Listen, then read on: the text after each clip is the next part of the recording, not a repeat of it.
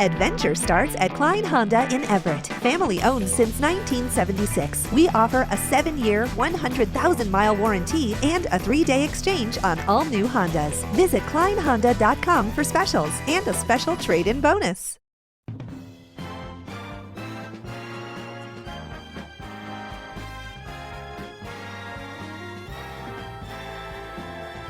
Now, the greatest radio shows of all time. Suspense. The Shadow Node. Washington calling David Harding, Counter-Spy. Classic radio theater. The Great Gildersleeve. Fibber McGee and Molly. Dragnet. Gunsmoke. The Lone Ranger. Now, step back into our time machine with your host, Wyatt Cox. Good evening, friends of the Inner Sanctum.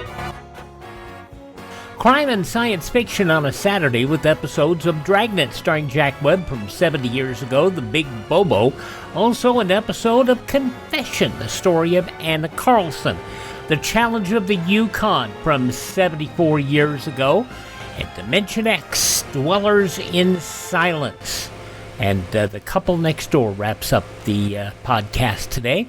That's what's coming up on this Saturday, 19th day of July, 200th day of the year, 165 days left in 2025. The first Women's Rights Conference, called by Elizabeth Cady Stanton and Lucretia C. Mott, held in Seneca Falls, New York on this date in 1848. 1941, Winston Churchill, the first to use the two-finger V is for victory sign. It was on this date in 1949, Marilyn Monroe given her first screen test at 20th Century Fox. I belong with you. Didn't you ever have the feeling that, maybe without even knowing why, if you just let somebody walk away from you, you'd be lost? You wouldn't know which way to turn or where to find anybody to take their place. From the beginning, I knew you were the very best. Even before you came over here, I knew. Every time you looked at me, I wanted to kiss you, like now. The screen test enough to earn Marilyn Monroe her first contract. That test on this date in 1949. 1966, 50-year-old Frank Sinatra married 21-year-old actress Mia Farrow. In 1985, President George Herbert Walker Bush, the vice president at the time, announced that New Hampshire teacher Krista McAuliffe would become the first school teacher to ride aboard the space shuttle. I would like to humanize the space age by giving a perspective from a non-astronaut, because I think the students will look at that and say, this is an ordinary person. This ordinary person is contributing to history, and if they can make that connection, then they're going to get excited about history, they're going to get excited about the future, they're going to get excited about space. McAuliffe would perish in the January 28, 1986 Challenger disaster. On this date in 1990, Pete Rose received a 5-month prison sentence for tax evasion. He had failed to report income from appearances at baseball card shows and from selling baseball collectibles. Gambling had been at the root of Rose's problems.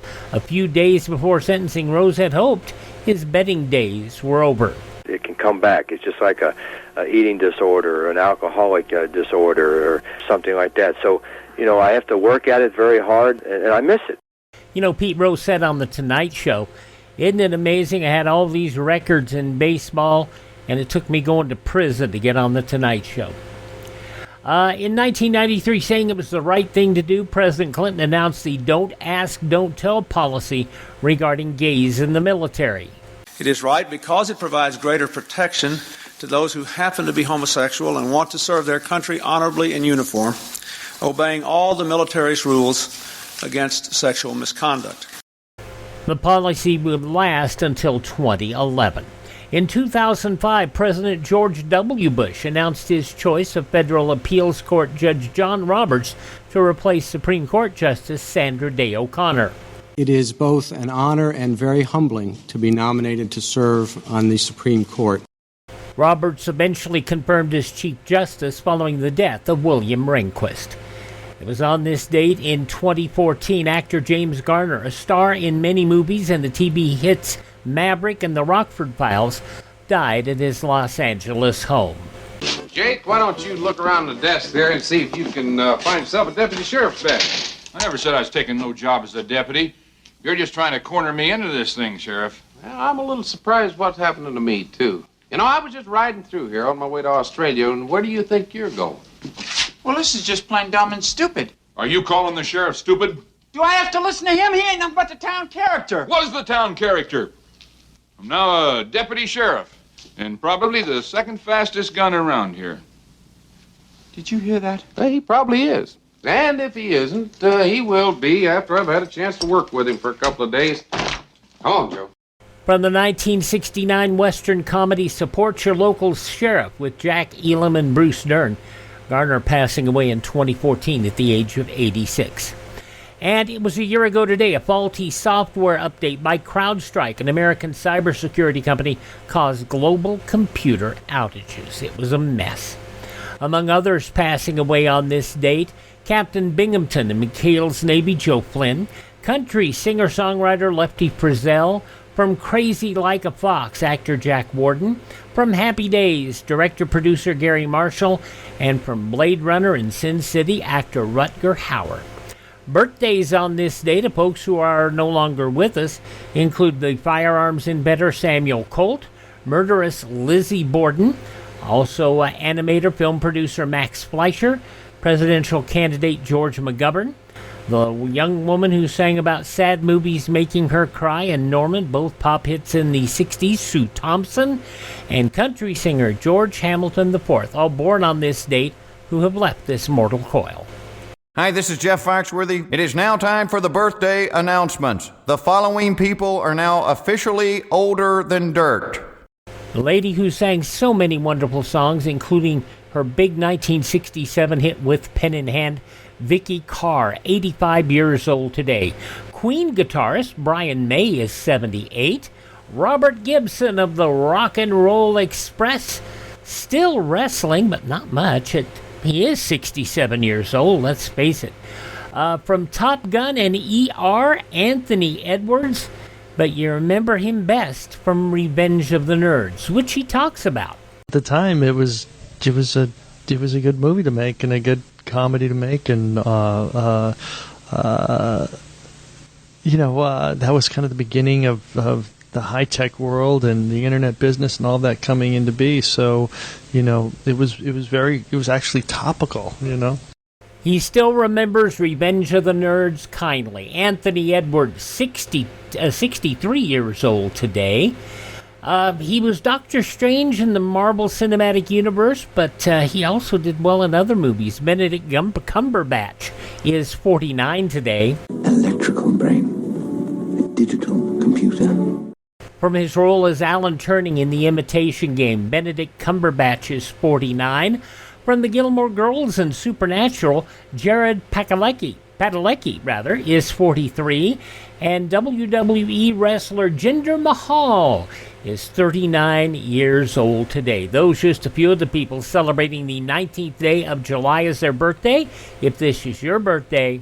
Hi, we're the Four Freshmen, and we just want to say... Happy birthday to you!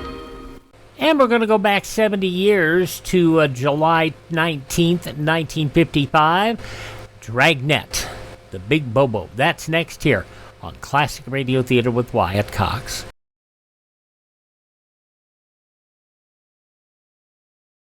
This is Debbie Reynolds. If you've been wondering what you can do to fight communism personally from your own home, there is something you can do. Support Radio Free Europe, the station built and financed by the contributions of the American public to the crusade for freedom. Radio Free Europe is one Cold War operation the communists fear and attack constantly. Support Radio Free Europe. Send your truth dollars to Crusade for Freedom, care of your local postmaster. Now we go back 70 years, July 19th, 1955, Jack Webb in an episode of Dragnet entitled The Big Bobo. Chesterfield brings you Dragnet. Put a smile in your smoking. Buy Chesterfield. Smoother, cooler, best for you.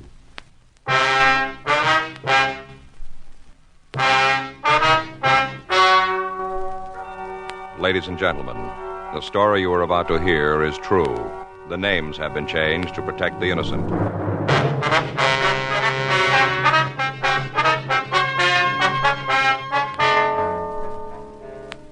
You're a detective sergeant. You're assigned to Internal Affairs Division. A man who claims he's a policeman has been accepting bribes in your city. Evidence points to the fact that he is an officer. Your job? Check it out.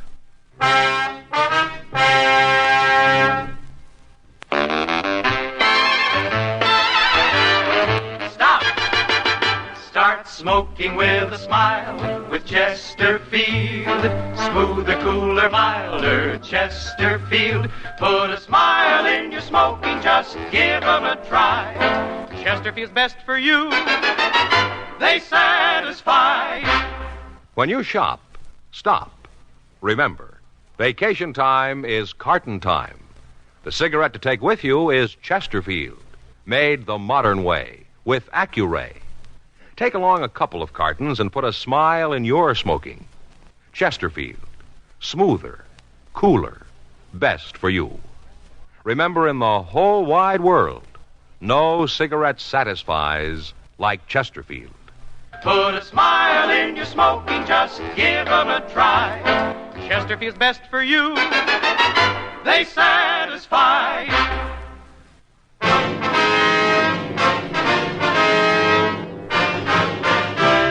Dragnet, the documented drama of an actual crime. For the next 30 minutes, in cooperation with the Los Angeles Police Department, you will travel step by step on the side of the law through an actual case transcribed from official police files. From beginning to end, from crime to punishment, Dragnet is the story of your police force in action.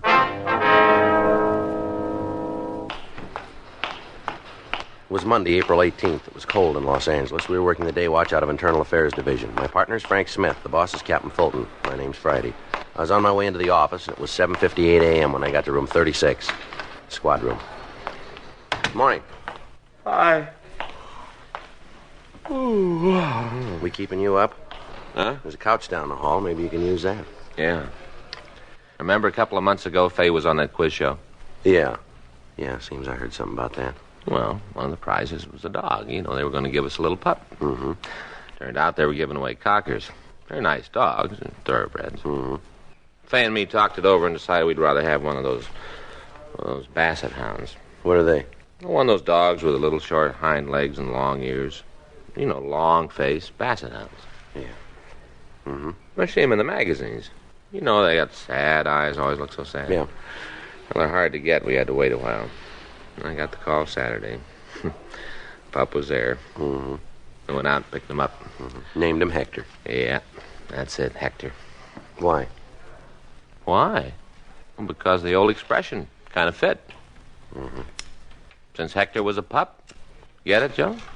Hector, see, still a pup. Oh, Hector the pup. I was up with him all night. Mm-hmm. He couldn't sleep, kept whining. You still work here, don't you? I just stayed up and kind of hummed to him to comfort him. You still working here? Oh. Anything come in this morning? Yeah, there's a couple of mugshots over there from Sacramento. Thank you. Boy, sure be glad to get to bed tonight. Excuse me. Yes, ma'am. Something we can do for you? Man down room 38, Bunko, told me to come here. Yes, ma'am. DeBetta, that's his name, said to see you. Mm-hmm. Want to report something. All right, would you like to sit down? Thank you. Now, what can we do for you? I think it's been too long. What's that? Well, I paid for it over a month ago. I'm tired of waiting. You want to tell us about what you mean? Well, Henry should be home by now. It's been over a month. Who's Henry? My husband, Henry Farwell. When I gave the man the money, he said he'd get Henry out of jail right away. That's what he told me. What man? The man who came to see me. Well, yes, ma'am, but who was he? A policeman.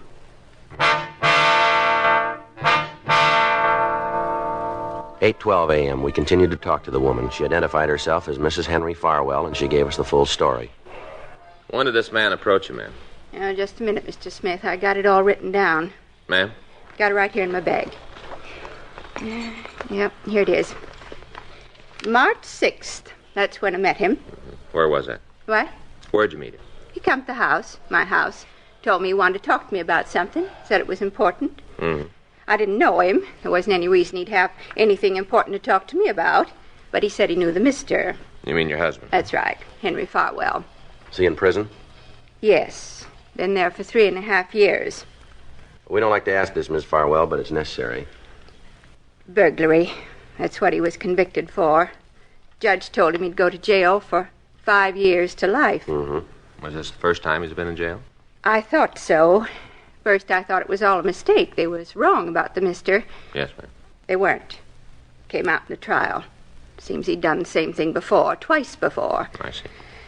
I didn't know about it when we got married. Didn't have any idea. Mm-hmm. The mister's my second husband. Mm-hmm. First one died 10 years ago. Woman my age gets lonely, so when Mr. Farwell asked me to marry him, I said yes. Then I found out about the stealing. Mm-hmm. This man said he knew your husband, is that right? That's right. Told me they met several years ago. Uh-huh. Then he went on to tell me how the mister could get out. What do you mean? The way he told it, if you had friends who knew the right people, you could get out of jail. What's that? If the right people were paid, a man could get out of prison. Uh-huh. And he wanted you to give him some money? Not at first. When he came to the house at the beginning, he didn't even mention it, not at all. When did he bring it up? Oh, about a week later. Came over in the afternoon. I was out in the yard, and he said he'd met the people who were important, the ones who could get the mister out of prison. Did he say who these people were? No, just told me he'd met 'em. Mm-hmm. Now, what happened then? Well, on March 14th, he told me that it could be arranged for the mister to get out of jail. Tell me, did he tell you how this could be done? Well, from what he told me, he talked to the right people. That's the way he said it, the right people. I see. If he gave him $5,000, the mister could be turned out. 5,000, huh? Yes. I told him I couldn't give him that much, that I just didn't have it. What'd the man say when you told him that? Asked me how much I could give him. Mm-hmm. I said if I sold a few things, did what I could to get more money, I might be able to pay $3,500. Well, what'd he say about that? Say it'd be all right? No. He told me he'd have to go back and talk to the people. Ask them if it'd be enough. When'd you see him again? 2 days. He came back. What'd he say then? Told me it'd be okay. The money'd be enough. Mm-hmm. I got it together and gave it to him. That same day? No, it was 2 days later, on March 16th. That's when I gave him the money. I see. And it's been over a month now, and the mister still hasn't been turned out. I wrote to him, but he doesn't say anything about coming home. I don't think he knows anything about it. Yes, ma'am. Now, I don't want to cause any trouble. Just want the mister out of prison, or else I want my money back. You told us this man was a policeman? That's right. In what city? I don't understand. Well, what city did he work in, or what city did he say he worked in? Here, in Los Angeles, right here. Did he show you some identification? Oh, yes. I wouldn't just hand over the money without that. I saw his badge. Mm-hmm. Did it look like this one? Let me see. Yeah. Just like that one. Same thing. Mm-hmm. Did he give you a name? Yes. He said he was Jim Sorvell. Sergeant Jim Sorvell. That's Sorvell? That's right. I'll check it. Did you see anything else to identify him? What do you mean? Well, did he show you any other cards, anything else? You mean it might be a wrong name? That's right. Oh, no, I'm sure about that. I wouldn't just hand my money over to anybody. I was sure. Well, how do you mean? I saw his driver's license. Did he tell you where he worked? You mean in what department? That's right. Yes. It's one of the reasons I believed him, because of where he worked. Yeah. Right here in the city hall.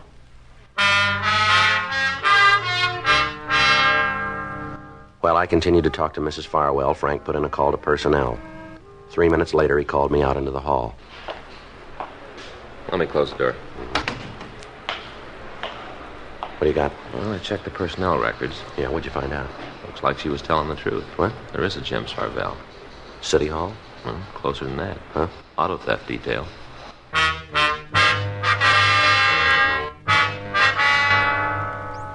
We put in a call to auto theft detail and asked that Sergeant James Sorvell see us right away. While the victim waited in the squad room, Frank and I took the officer down to the interrogation room. Go ahead, sit down, Jim. Yeah. Thanks. Well, what's this all about? Well, it's a rough one, Jim. We hope you got the answers. Now, give me a try. How long you been a policeman? 12 years. How long you been working auto theft, Jim? 2 years this time. I worked there before, about 5 years ago. Uh-huh. Well, what's this all about, anyway? You know a woman named Farwell? Farwell? Mm-hmm. No, I don't think I do. How about a man, Henry Farwell? No, I don't think so. No, wait a minute. Hmm? A few years ago when I was working burglary, seems we had a suspect with that name. Yeah. Big guy. Fallen twice before, the way I remember. Bad name around town. Might be the same one. What about him? I heard he went to the joint a couple of years ago. Well, his wife came in here this morning. Yeah. Says she gave a man $3,500 to get Farwell out of jail. Lawyer? No. Some kind of a deal. This fella said he knew the right people. Told her a little juice would open the doors for her old man. How do I fit into this? Well, this guy told her he was a policeman. Showed her ID to prove it. What name? Yours. You believe her? Well, no, we don't want to. We figured we'd get your side of the story first. Well, there's nothing to tell you, Friday. I had no part in the action. That's the truth. I hope it stands up. It's got to. I don't know anything about the deal. Nothing at all. I wouldn't know the woman if she walked in here right now. Well, then you don't mind letting her take a look at you, then? No. Bring her in. Right? Yeah.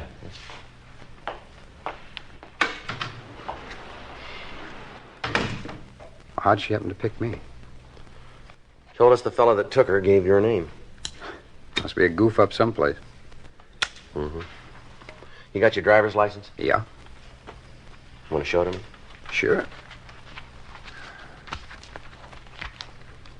Next line is, take it out of your wallet, isn't it?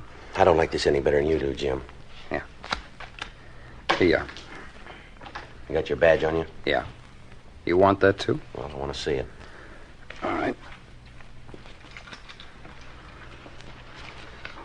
Ms. Farwell says the suspect showed her a badge. Says it looked good. I don't think it was mine. Well. Here. You want to step inside, Miss Farwell? Yes, thank you.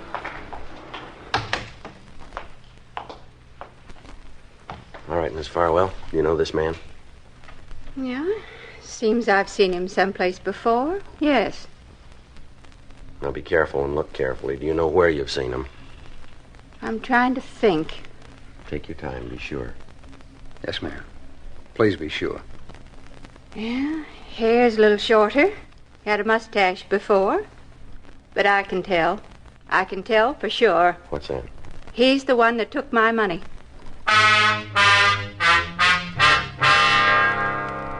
Mrs. Farwell was taken down the hall where she made a complete report. We continued to interrogate Sergeant James Servell, but he maintained his innocence. He was suspended from the police department pending an investigation by our detail and the district attorney's office. A week went by. During that time, we talked to Servell's friends and the men he worked with. His financial condition was investigated. He owed some money, but he was not behind in his payments. His bank account didn't show any large deposits, and from what we could find out, he was not living beyond his means. If he was guilty, he hadn't spent any of the money that he'd taken. We asked the stats office to make a run on con men who had used a similar approach. They came back with a list of 18 possible suspects. We pulled the mug shots from the packages on the men, and we drove out to see Mrs. Farwell. She showed us into the living room of a very small house. Now then, what is it this time? You come to bring my money back? No, ma'am. Well, when am I going to get it? Seems like a long time. The mister's still in prison, and I haven't got my money. Yes, ma'am. We'd like you to look at some pictures, if you would. What for? We'd like to see if you recognize any of the men. Sure, I got nothing else to do. Let's see 'em. There you are, ma'am. Mm-hmm. Yeah. Mm-hmm. Yes, sir. All right. Now, looked at the pictures. Now I get the money. No, ma'am. When do I get it? Well, we haven't been able to recover it yet. What? We haven't found it yet. What about that man you got, Sorvell? What about him? Ma'am? Make him tell you where the money is. He took it. Make him tell. From what we've been able to find out, he hasn't got it. Now we get down to cases, huh? What's that? Let's lay the cards on the table. I'm getting pretty mad about it. When I first came to see you, I wanted the money back. Either that or to have the mister out of prison. Either one. It didn't much matter which, but I did want one of them. Yes, ma'am, we understand. Now, you've got the man who took the $3,500. Got him in jail. And you tell me you can't find the money. Is that right? Yes, ma'am, that's right. You want to know what I think? You want to know? What's that? I think you're all in it together. That's what I think. The whole bunch of you, all in the thing together. That's not true. You say so, but I think different. Now, I'm going to tell you something, Mr. Friday. I'm not going to wait any more. I want the money back or I'm going to the newspapers again. I'll tell them what's happened. They'll get me some action. Now, just a minute, Miss Farwell. No, I won't. I've done all my waiting already. You think that just because I'm an old woman you can push me around. Well, you just got another thing coming. I want that money, and I want it right now, and if I don't get it, you're going to be in a lot of trouble. We're doing everything we can to get your money Well, then back. you better start doing more, because I'm not happy at all. All you cops, you stick together. Well, this time it's not going to do you any good. You don't understand, Miss Farwell. I think I do, maybe too much. I'll tell you what I'm going to do. I'll give you just 3 days to get that money back, or I'll scream my head off to the newspapers. You've got the man in jail. Next thing, you'll be telling me he didn't do it. We're not sure he did. Uh-huh. Well, he did. I guess I know. I'm the one he stole from. He's the man, and I want to see him in prison, too. Well, if he's guilty, that's where he'll go. I'm telling you he is. What more do you need?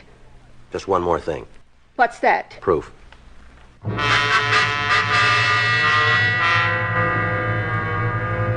Frank and I went back to the office and met with Captain Fulton. We laid out the results of our investigation. According to what the victim had told us, we had the right man in custody. But according to the evidence we'd found, it was a case of mistaken identity. 2 days later, on Thursday, April 28th, we got a call from a bartender out on Vermont Avenue. Frank and I drove out to see him. Hi. I'd like to see Vince Elkhart. I'm him. What do you want? Police officers. It's Frank Smith. My name's Friday. Oh, yeah? Want to come back here? We can talk. Yeah, fine. All right, what do you want to see us about? I know I'm letting myself in for a lot of trouble. Anything you guys can do to help me out, I'd appreciate it. But I ain't asking for no special treatment. Well, now, suppose you tell us what it is. Well, night before last, a couple of kids came in. They sat at the bar, ordered a drink. Mm-hmm. Well, they looked kind of young, so I asked to see their ID. Playing it safe, you know. Go ahead. Well, they showed me their driver's licenses. I checked them. Looked all right to me, so I served them. Yeah? Guess it made them kind of embarrassed. They only had one and then shoved off. Mm-hmm. They was no sooner out of the place when this guy came up. Told me he wanted to talk. What about? Said the two kids were underage, minors. That I'd served him and the beef was on. Well, who was he? That's why I called you. Maybe I was wrong serving the kids. Maybe I did make a mistake, but I sure ain't going to stand for no shakedown. Not a penny's worth. This man tried it, did he? Sure. Told me if I paid off, he'd forget what he saw. Well, who is he? Cop. Name of Jim Servell.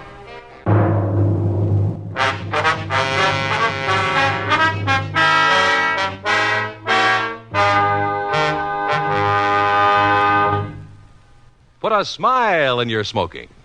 Next time you buy cigarettes, stop. Remember this. It's today's biggest cigarette news. Chesterfield is made the modern way with Accuray. The Accuray controller is the greatest improvement in cigarette making in years, and it's a Chesterfield exclusive. This amazing quality detective electronically checks and controls the making of your Chesterfield, giving a uniformity in smoking quality never possible before. So buy Chesterfield today. For the first time, you get a perfect smoke column from end to end. A perfect smoke column from end to end. From the first puff to the last puff, your Chesterfield smokes smoother. From the first puff to the last puff, your Chesterfield smokes cooler. From the first puff to the last puff, Chesterfield is best for you. Next time you buy cigarettes, stop. Remember, Chesterfield is made the modern way with Accuray. Put a smile in your smoking, just give 'em a try. Light up a Chesterfield, they satisfy.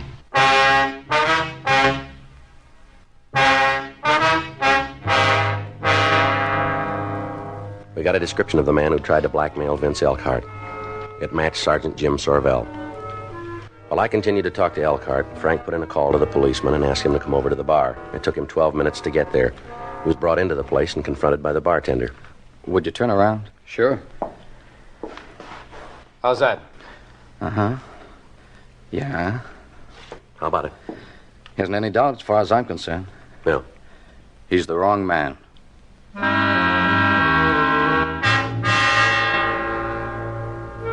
We made arrangements for Vince Elkhart, the bartender, to come down to the city hall and go through the mug books. He was unable to find a picture of the suspect. We contacted CII up in Sacramento and asked them to check their files. Thursday, 5:30 p.m., we returned to the bar. No.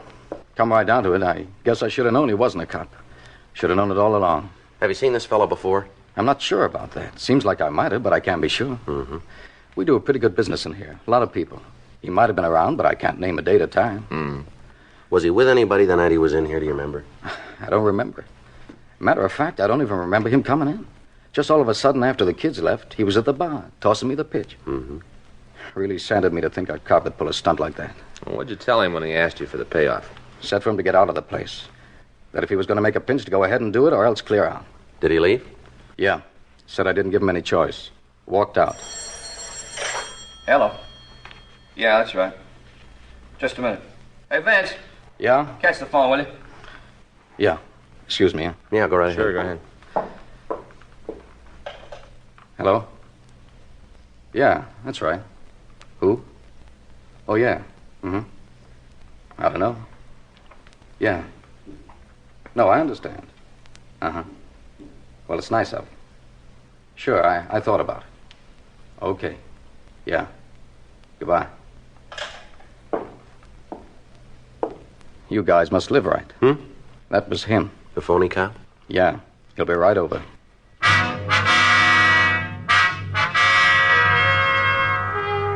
Frank and I took up positions in the back of the bar. 20 minutes later, the suspect walked in. Hi, Elkhart. Hello. Want to give me a Coke High? Sure. Looks like him. Mm-hmm. Well, it's sure been cold lately, huh? Yeah. Not doing much business. Slow night. Here's your drink. Thanks.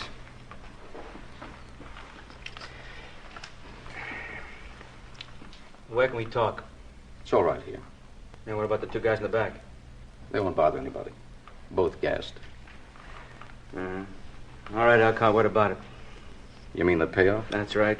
I talked to the boys downtown. They say they'll let you off the hook for $750. That's a lot of money. Your license is worth more, isn't it? I suppose so. But I gotta know what I'm buying. Who are these guys downtown? Well, that doesn't come into it. All you gotta do is dig up the money. How high does the juice go? What do you mean? Just that. How far up does the payoff go? All the way to the top? We got enough. All right.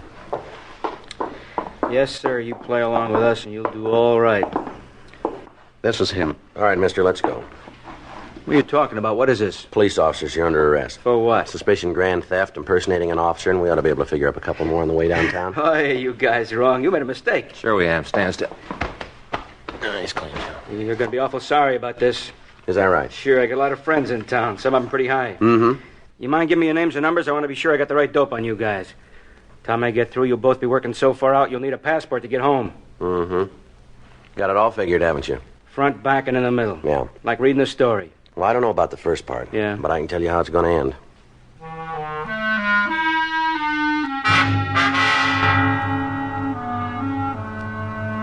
The suspect was taken down to the city hall. He refused to give us his name, and a thorough search of his person failed to turn up anything to aid in identifying him. His fingerprints were rolled, and while we waited for the results of the check, Frank and I talked to the suspect in the squad room. How long you figure you're going to be able to keep this thing up? I don't know what you're talking about. No, come off it. We've got you dead to rights, and you know it. News to me. Why don't you tell us who you are? I forgot. You know a man named Jim Sorvell? I don't think so. Well, according to that bartender, you said you were Sorvell. Oh, he's got a big mouth. Look, have you ever been arrested? I forgot. You better get your memory back. Why? Okay. ID, Smith. Yeah? Mm-hmm. Wait a minute. Toss me that pad, would you? Here you are. Thanks. All right. 46? Yeah. Yeah. Right. 52, huh? Okay. All right, thanks a lot. You better get in touch with those big friends of yours. I will when it's necessary. Well, time just came up. We got your record. Hmm? Full name, Charles Bobo Kiernan Offner. You've fallen twice in California, once for GTA, once for attempted robbery. There's an outstanding one from Eureka and 2 from out of state, all 3 on charges of extortion. Shall I read the rest of it? How about it? You don't have to. I'm in the box. Where's the badge and the driver's license? My place. Where's that? Hotel over on Grand. Where'd you get the badge? Bought it. Guy I know. It's one of the old ones. Mark doesn't know the difference. Yeah. How about the license? Made that up myself. Why'd you pick Sorvell? Looked like a good dodge. A cop who's going to cause trouble. Why him? Tagged a cleaning store out in Highland Park one night. Must be the place where the Sorvell does business. Clerk thought I was him. We got to talking. Things just worked out. What about the prison deal? How'd you build that for yourself? Oh, I know a guy up at Q. He buddies up with a prisoner, gets all the information, and kites a letter out to me, and I pull the swindle. How many times you worked the deal? Collected 3. The last one was an old woman. What'd you take? $3,500. Just you and the guy up in the joints, that all there is? Yeah. You willing to make a statement? Sure. All right, we'll call a stenographer. Look, can you tell me something? What's that? The 2 out-of-state beasts, you think they'll extradite me? We don't call it. Why? I'd rather do my time here in California. It's nicer here. Yeah. Prettier. Lots of nice scenery in California. It's different. Well, I wouldn't worry. You won't see much of it.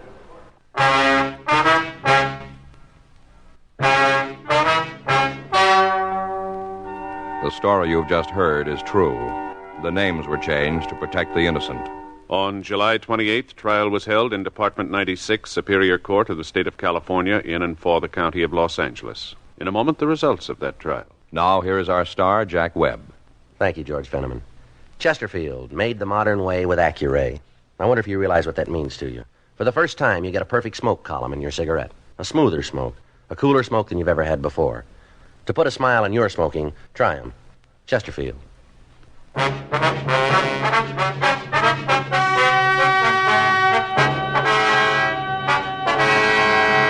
Charles Kiernan Offner was tried and convicted on grand theft money, 3 counts, and received sentence as prescribed by law.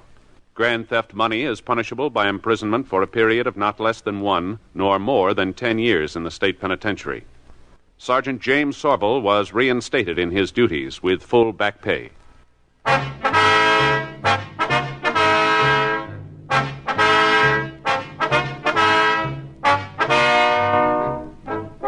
You have just heard Dragnet, a series of authentic cases from official files. Technical advice comes from the Office of Chief of Police W.H. Parker, Los Angeles Police Department. Technical advisors Captain Jack Donahoe, Sergeant Marty Wynn, Sergeant Vance Brasher. Heard tonight were Ben Alexander, Helen Klebe, Than Wyan, Herb Ellis, Jack Crucian. Script by John Robinson. Music by Walter Schumann. Hal Gibney speaking. Watch an entirely different Dragnet case history each week on your local NBC television station. Please check your newspapers for the day and time. Chesterfield has brought you Dragnet, transcribed from Los Angeles. This is it, L&M Filters. It stands out from all the rest. Miracle tip, much more flavor. L&M's got everything. It's the best. Yes, L&M's got everything. Superior taste, superior tobaccos, superior filter. It's the miracle tip, pure and white. Buy L&M, America's best filter tip cigarette. Hear Dragnet next week, same time, same station.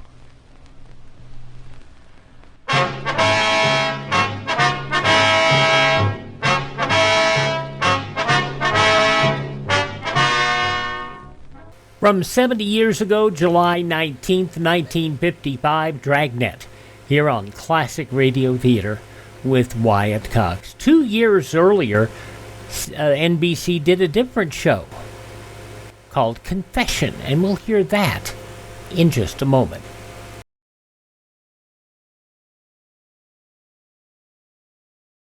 Ladies and gentlemen, last year's traffic death toll was 37,500. A 7% increase over 1950.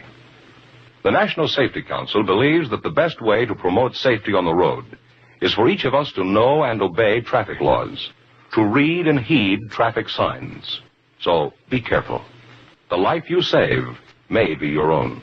Confession was a pretty good police show, but there was just one problem. In their quest for authenticity, they put what we used to call in the radio business a beeper. That's something that you had to have on the phone line so that you could put somebody on the air or to indicate that the broadcast or the phone call was being recorded and or being broadcast. And the beeper was annoying, and eventually that was done away with. Unfortunately, it was still something that was done during this era of broadcasting in 1953. And NBC used it during these non-recorded phone calls. So you hear it during this show, and it's supposed to lend authenticity, and all it lends to me is annoyance. But otherwise, it's an interesting show. Let's listen to this allegedly true story, Confession, 72 years ago today, July 19th, 1953. The confession you are about to hear is an actual recording. Go ahead, please. I make this confession of my own free will because it is true. There has never been any force or violence used upon my person to induce me to make these statements. Without promise of immunity or reward or gratuity, I confess. You understand, of course, that your confession will be made public through the radio program Confession. I do. That your name, for the purpose of this broadcast, will be Anna Carlson. Yes. For what comfort you may find in so doing, you'll now be allowed to tell your story. You understand all this, Anna? Yes, sir, I understand.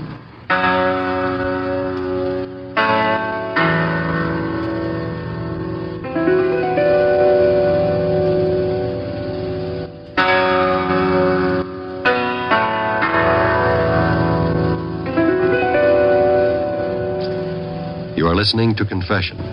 The case history of the woman referred to as Anna Carlson is a matter of documented record. You'll hear the story of her crime experience as told in her own words.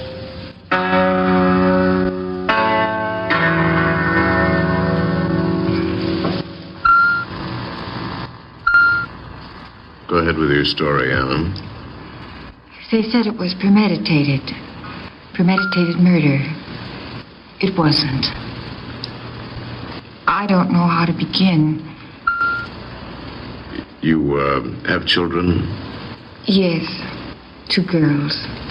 Linda, Dorothy. I was married when I was 17. We moved to Los Angeles. Your parents, did they consent to your marriage? I guess they were glad to get rid of me. I think they were afraid of me. I had such an awful temper. I had to get my own way. It was like that even when I was a kid. Maybe if Ed's my husband. If he'd stood up to me just once, gotten tough with me. Yes, go on, please. Well, Ed was a surveyor for the railroad.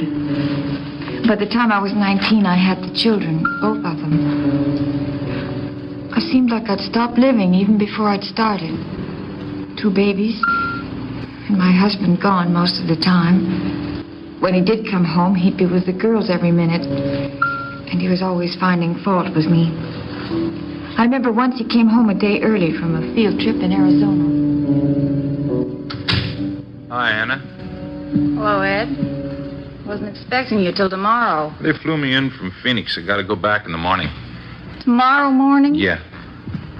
Well, what's the matter? You sick or something? Sick? Why? Place looks like a pigsty. What do you expect with 2 kids? How much time do you think I got for cleaning? Where are the girls? The minute you step in the house, you start preaching. Oh, forget it, Anna. Where's Linda and Dorothy? They went to the park with Eileen. Eileen? Who's Eileen? The girl who moved in the apartment next door. You'll like her. She's your type. A school teacher. Doesn't seem right. A stranger taking the kids to a park like that. Sure seems right to me. I'd go crazy if I didn't get rid of them once in a while. Well, other women seem to manage. You should have married one of those other women. I'll go get the girls. Never stop to think what it's like to be cooped up in a small apartment 7 days, 7 nights a week. Forget it, can't you? Sometimes I hate this place so much I could kill the first person who comes through that door. Stop with that kind of talk, Anna. You going out again in the morning. Oh, I told you I can't help it. That makes a great life for me, doesn't it? I've got to go to work, don't I? I'm 26 years old. I might as well be 65. I'll go get the kids, and I'll help you clean up. That's your idea of something exciting. Clean the apartment, have supper, do the dishes, watch wrestling, then close up for the night, 9:30. That seems to be enough for most women. Oh, stop talking about other women. Stop it, do you hear me? When you start like that, I could kill you. take it easy, Anna. You're getting so worked up. What for? I can't take it anymore, Ed. One of these days, I'm going to go out that door, and I'm not coming back. Don't talk like that, Anna. We got 2 kids. I mean it. Now, look. Next week, I get 2 days off. We'll go out and do the town. How about it, huh? I'm not waiting that long. It's got to be now, tonight. Anna, I got to get up at 5 in the morning. You hear me, Ed? I said tonight.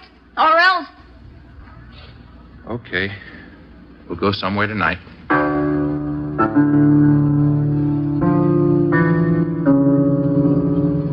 Maybe if Ed wouldn't have let me shot him down all the time. I don't know. Well, both the girls were in school by now. I had a little more time on my hands. I was bored. I started dropping in one of the neighborhood bars. A place called The Wheel. That's where I met Jim Walsh. He worked for some big bookie outfit, collecting bets at the part of L.A. where I lived. I just sat down at the bar when he came in. He sat down a couple of stools away, looked me over like I was a horse he was thinking of betting on. Jack, I'm buying the lady a drink. You just beaten a bookie for a drink. Compliments to Jim Walsh. Thanks. You beat a bookie for anything, you're doing all right. You, mind if I watch our lady drinks beer? You paid for it. My name's Jim Walsh. I know. He told me. What's yours? Anna. You're easy to look at, Anna. Thanks. My husband thinks so, too. That's supposed to scare me, doesn't it? I didn't think it would. What do you do for laughs, Anna? Who laughs? Well, thanks for the drink. You ever go out for an evening? You get to the point fast. Say, tonight, for instance? I better go now. My kids will be out of school soon. You got kids in school? Mm-hmm. Never know it by looking at you. 2 girls. One's 10, one's 8. A husband and 2 kids, huh? Still doesn't scare me. No? Nope. Be seeing you around, Anna. Maybe. Thanks for the beer.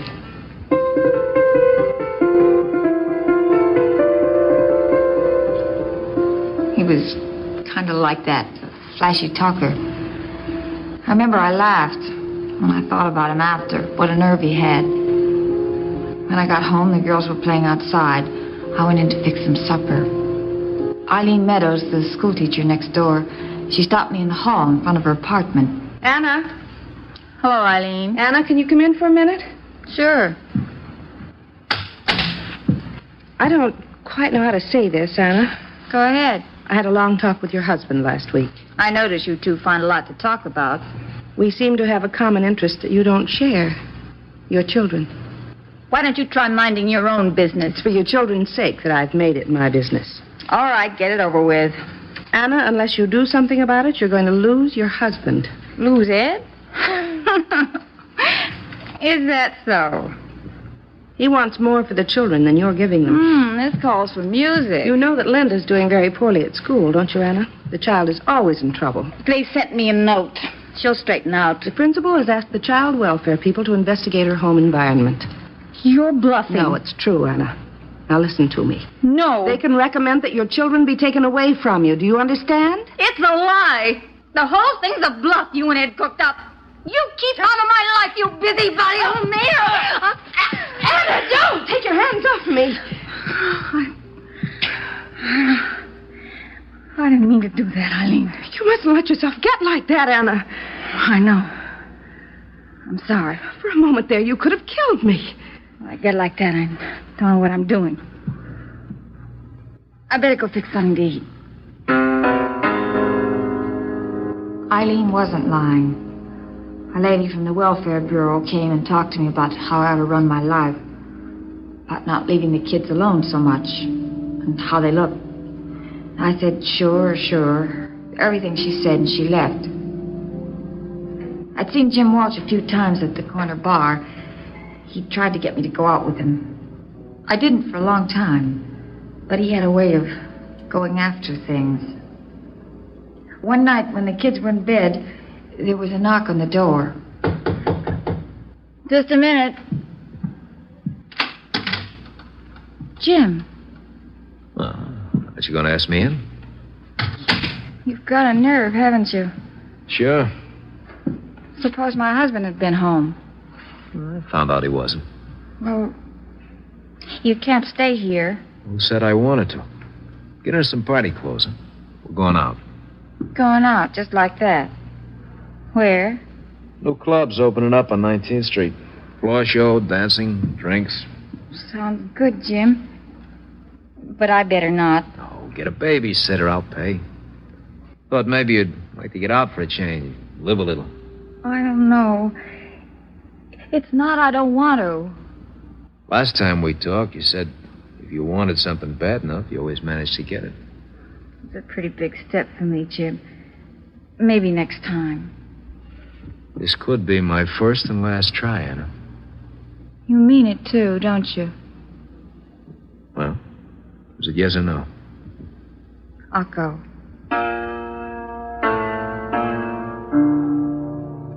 I had a good time at that club on 19th Street. Jim made me feel like someone special. The way he introduced me to his friends. The way he danced with me. It was nearly 2 o'clock in the morning when he drove me home. We go pretty good together, huh? Mm-hmm. You know, if I had a lot of money, I'd get pretty deep with a kid like you. You seem to be doing all right. You kidding. One of Harry Barker's messenger boys, that's all. You know how much I checked into him tonight? How much? More than $700. I'm getting real tired of being an errand boy.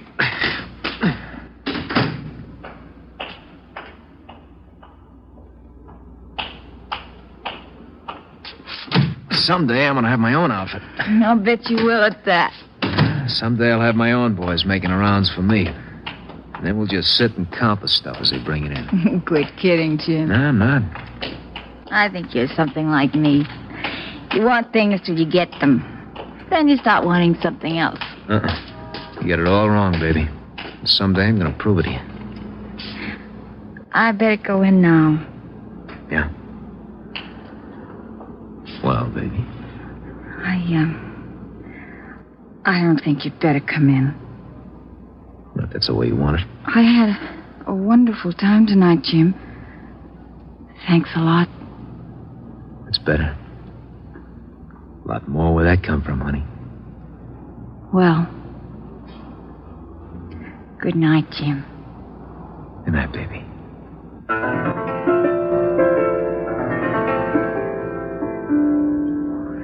Ed, my husband and I, we became like strangers to each other. I knew it was mostly my fault, but I didn't do anything to change things. I started seeing a lot of Jim Walsh. We seemed kind of right for each other. He took me to races a few times. Sometimes we'd go dancing, see a floor show at some club. A couple of times we just sat around the apartment having some drinks. I knew Ed would find out, but I guess I didn't care much one way or the other. I'd been out driving one afternoon with Jim. I got home around 5 o'clock. Ed was there. Where have you been all afternoon, Anna? Out shopping. At what bar? There we go again. I'll go start supper. Just a minute. What? I want to talk to you. About what? Me and the girls. I hear you've been having friends up here. So what? Am I dead or something? Mustn't I have friends? Maybe I should have said friend. One friend. I see Eileen reported to you. You've never really grown up, have you, Anna? You're like a kid who wants everything he can see or touch. Oh, you're boring me. Well, you can't have everything. You can't have a home and kids and at the same time live like a high school girl or a... What do you want? A divorce? Why don't you say so? That's no answer when you've got kids, Anna. It's not just a question of us. I'm doing the best I know how. Look, I've got an idea that might work. What is it? I figure if we live in a smaller town, it'll be different, new surroundings, and we'll be together more. Whose bright idea was that? Eileen? I've asked for a transfer up north. We can live in Stockton. It's a nice town, Anna. I've been there. Maybe you're going to Stockton. I'm not. Listen, Anna, I've been thinking about this. I'm listening. If I go, I take the kids. Take them then. You don't mean that. Oh, leave me alone. You haven't got the guts to walk out on me. I know it, and you know it. Eileen said it'd be a good move for all of us. She said we could still make a go of it. I don't want to hear any more about Eileen. Do you hear me? Someone crosses you and you get blue in the face, just like a kid. I'm getting tired of it. I heard enough. Someday, Ed, I'm warning you. Where are you going? Where I belong, in the kitchen. Anna, let's talk this out some more. Oh, shut up!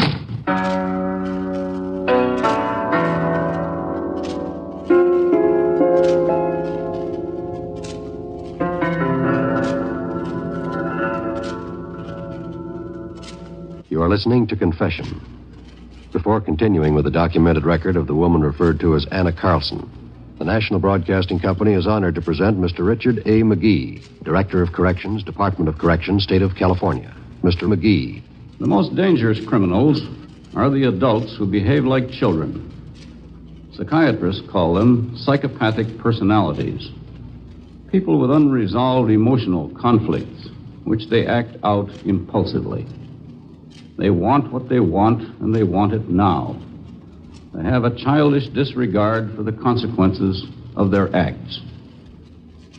Obviously, prevention and, when necessary, treatment for such persons should begin in childhood. Discipline, not necessarily punishment, but habits of discipline, must be instilled in the young if they are to develop into properly adjusted adults. A child's temper tantrum, if uncontrolled, in an adult, can lead to murder. Thank you, Mr. McGee. Now to continue with Confession and the documented record of the woman referred to as Anna Carlson.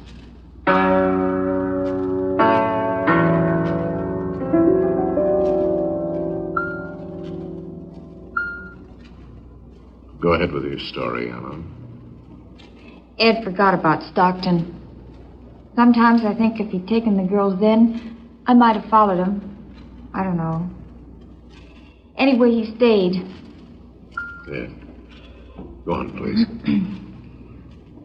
I was seeing Jim Walsh nearly every day now. One night we went to the Rambler Club, nightclub near the ocean. We had some drinks, listened to the music.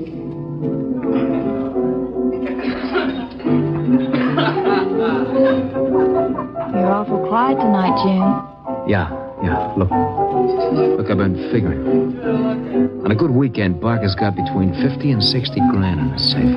That's been bothering you a lot lately. With that kind of money, we could leave town. Maybe go back east. How'd you like that, Anna? I'd like it a lot more if I was sure you meant it. You do a lot of living on that kind of money. We could do it on a lot less, Jim. Look, if we do it right or not at all. You understand? It's funny. Till I met you, I made the rules. You scared the others. You don't scare me. I know. Maybe that's why I'm not too sure of you. You forget it? We're working out a plan to get that money of Barker's. How? I'll tell you how when I'm ready. Might have to use you. Me? What can I do? You drive a car, don't you? Sure. You can hold a gun, can't you? Now, look, Jim. What's the matter? You scared? I don't know. I have to think about it, I guess. I've got to know now. It's important. Well, come on. I'm waiting. I'll do whatever you say, Jim. That's more like it, baby. But I gotta tell you, if we get away with it, and you try to pull anything on me... Look, if that's a threat, save it for your husband. Jim wouldn't tell me what he had in mind. He just said it would happen soon. I remember it was Sunday night, August the 19th, about 10:30 when Jim phoned. Ed was home for the weekend. I'll get it. Hello? Anna, I'm at a parking lot on Ivar, right next to the Knickerbocker Hotel. I can't. What's the matter, Ed home? Yeah. Look, forget about him. This is it. You know what it means? It's what you wanted, isn't it? I'll be there. I'll be sitting in a black club coupe on the lot. Take a cab. All right. Who was that? A friend of mine's having a little trouble. One of her kids is sick. I'm going to go down and give her a hand. Who is it? Nobody you know. I'll be back in a couple of hours. Don't bother. What? You walk out that door and you don't come back, get it? All right. That's the way you want it. You're walking out on 10 years of your life, the 2 kids and me. Why? Like you told me. I just never grown up. It'll be for keeps, Anna. I'll be back in a couple of hours. Maybe. I won't be here. Yes, you will. And you'll open the door to let me in.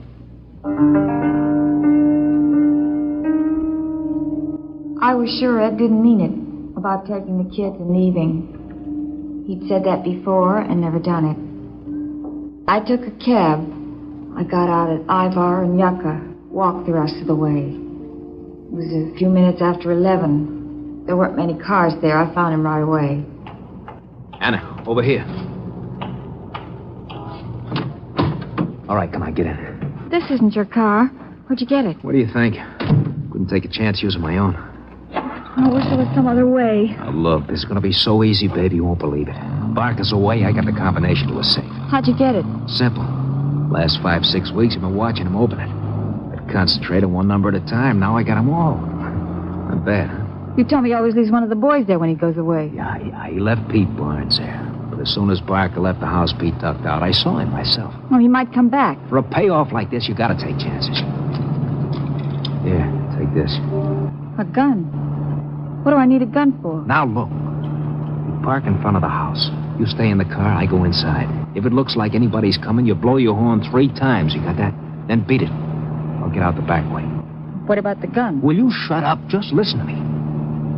It's Pete who'll get wise when he hears the horn. You fire a shot into the air.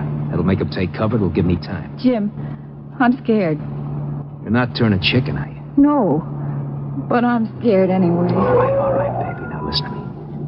You have to pull away. Ditch the gun. Don't forget it. How? About half a block down the ravine to your right. Toss the gun out the window. If you're caught with a gun, it's going to go tough with you. I know. Oh, one more thing. Look, if something goes wrong and they get one of us, don't talk about the other. You're alone. You understand that? Jim, does it have to be like this? I'm getting tired of hearing you ask that. I should be back in 10 minutes. Wish me luck, baby. You mean us, don't you? Okay, wish us luck.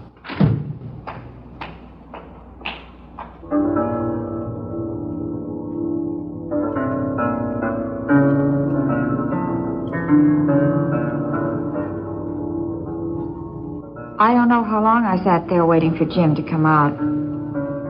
Then a car came toward me and slowed down. It turned up Barker's driveway and stopped. I leaned on the horn 3 times. Man got out of the car and started running towards me. He was almost at the car before I found the nerve to fire the gun. Then I took off. When I drove past a ravine down the block, I slowed enough to throw the gun out. The rest was pretty much the way they had it in the papers. They booked me on a stolen car charge, grand theft auto.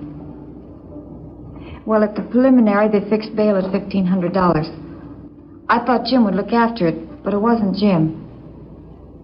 When they let me out in the afternoon, I learned Ed had made my bail. He hadn't come to see me, but he'd fixed the bail. It was around 5 o'clock when I got home. The apartment was empty. Ed and the girls were gone. I went next door and rang the bell at Eileen's apartment. Hello, Anna. Where's Ed and the kids? They left you, Anna. I'm sorry. That's how much you know about it. Ed put up bail for me. He said to tell you that was his farewell gift. How about some money? Did he leave any money? No. Where's he at? I want to talk to him. I don't know. He didn't tell me. I'll find him myself. And when I do, it'll be too bad for him. Nobody walks out on me like that. Look, Eileen. I need him. Now that he's gone, you need him. You're lost now, Anna, aren't you? No, I'm not. I got where to go. Don't think I haven't. Understand? I understand.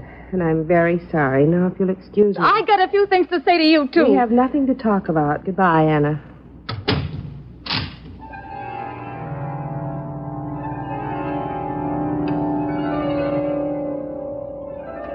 They said I had murder in mind when I went looking for the gun I'd thrown in the ravine near Barter's place.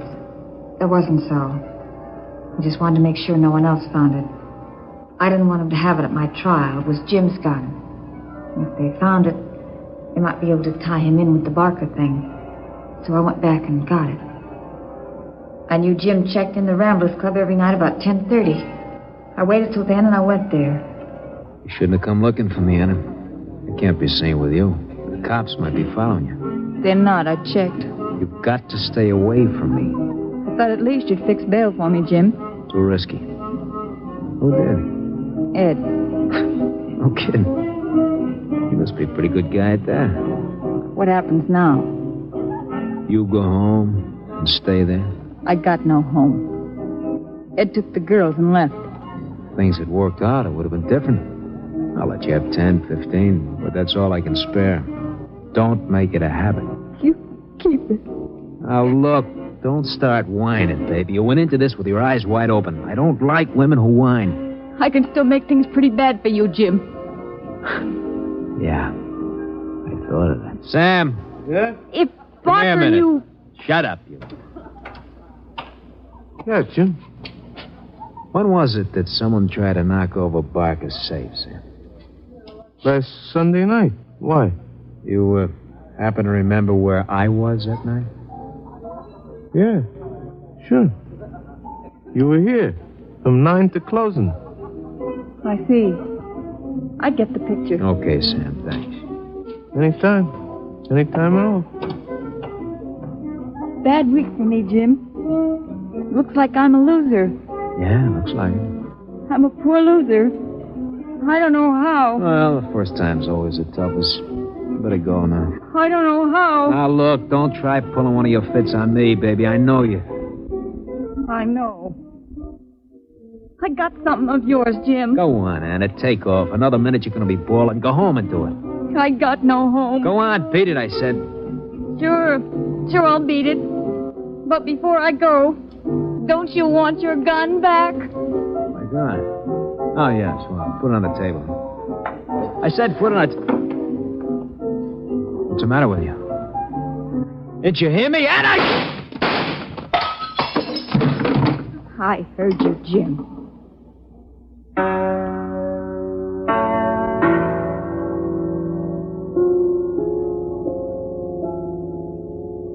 You have just heard an actual confession. This case history of the woman referred to as Anna Carlson is a matter of documented record.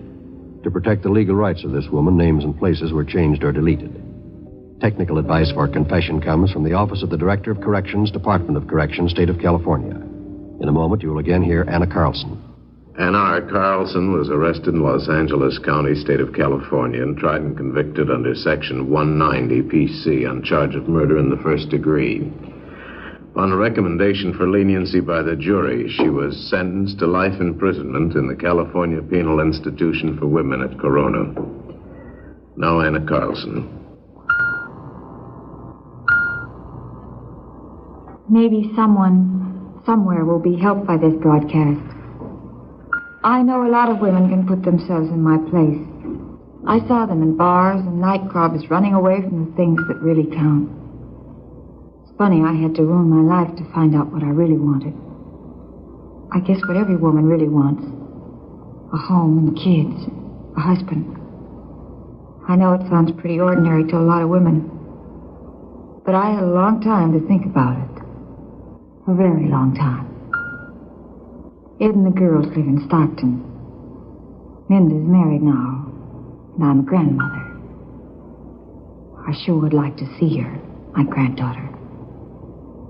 Maybe someday they'll bring her to visit me. I don't know.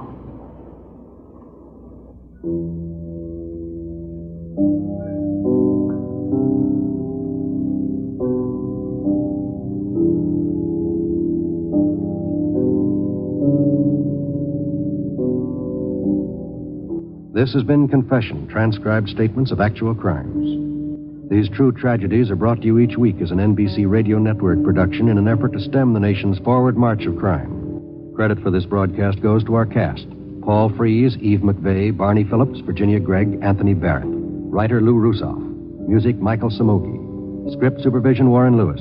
Direction Homer Canfield. John Wall speaking. Confession, a Canfield Lewis creation, came to you from California.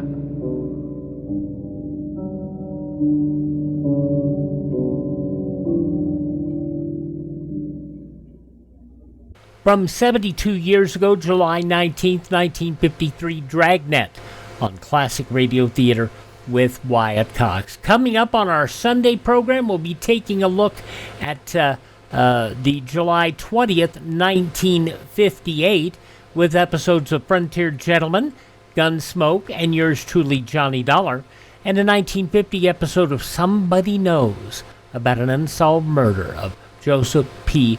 Bohanec. On Monday, Wanted and the Man Everybody Liked from 1950, Calling All Cars, The Alibi from 1937, The Big Story from 1948, and a 1957 production of the CBS Radio Workshop, The Green Hills of Earth.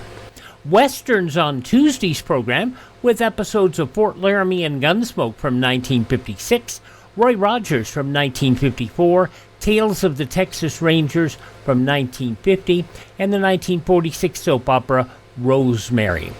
On Wednesday, Dangerous Assignment, The Man Called X, I Was a Communist for the FBI, and another episode of Calling All Cars from 1936. On Thursday, Foreign Correspondent, an episode of Academy Award Theater from 1946, The Crime Club from 1947, Earl Stanley Gardner's A Life in Your Hands from 1952, and Night Watch from 1954. And we'll wrap up the week with an episode of Dr. Christian starring Gene Herschel from 1945, The Liar, Counter Spy, The Case of the Dog of Dynamite, the summer series Satan's Waitin' from 1950, The Paintings of Death, and an episode of Murder by Experts from 1949. That's what's coming up the week ahead here on Classic Radio Theater with Wyatt Cox, anytime at classicradio.stream. Up next, we'll head north of the border and see what's going on with the Challenge of the Yukon.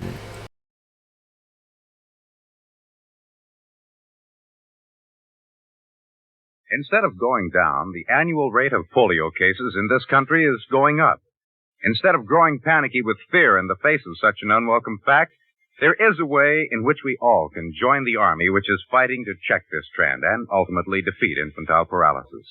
We can contribute to the March of Dimes. Give today so that the 1952 March of Dimes will be the biggest ever and a really potent fighting force against polio.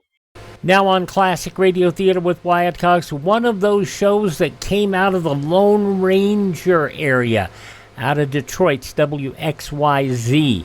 And this was the Challenge of the Yukon. 74 years ago, July 19th, 1951, Tom Barry's return. Now, as howling winds echo across the snow-covered reaches of the wild Northwest, the Quaker Oats Company, makers of Quaker Puff Wheat and Quaker Puff Rice, the delicious cereal shot from guns, in cooperation with the Mutual Broadcasting System, present by special recording, Sergeant Preston of the Yukon. It's Yukon King, swiftest and strongest lead dog of the Northwest, breaking the trail for Sergeant Preston of the Northwest Mounted Police in his relentless pursuit of lawbreakers. And ting! On you, Huskies! Gold discovered in the Yukon. A stampede to the Klondike in the wild race for riches. Back to the days of the gold rush. And the adventures of Sergeant Preston and his wonder dog, Yukon King, as they meet the Challenge of the Yukon.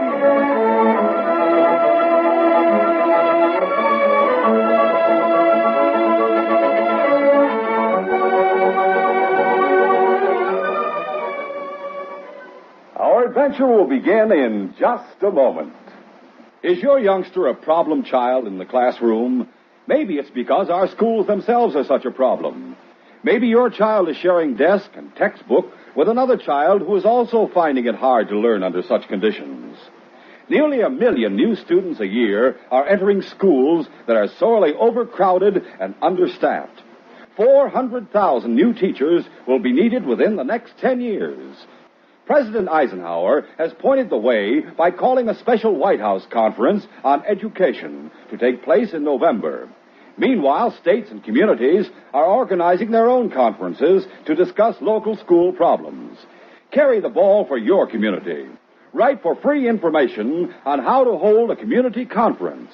Write Better Schools, 2 West 45th Street, New York 36, New York. Remember, better schools build better communities. This message is brought to you as a public service.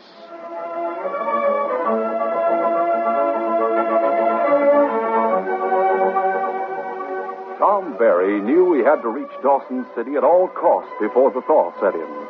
His freedom, perhaps even his life, depended upon it. He had left Whitehorse some time before, following the cold and tortuous route along the frozen Yukon River. At Selkirk, he had traded his weary dogs for fresh ones, and had pushed on in the face of a blizzard that at times made him feel that his efforts would be hopeless. But his fierce determination drove him on toward his goal, until alone, utterly weary from cold and hunger and constant travel, he reached an outlying cabin on Beaver Creek, about 30 miles from Dawson. Oh, hold on, boys, hold on. Oh. Another mile. You're dropping my tracks.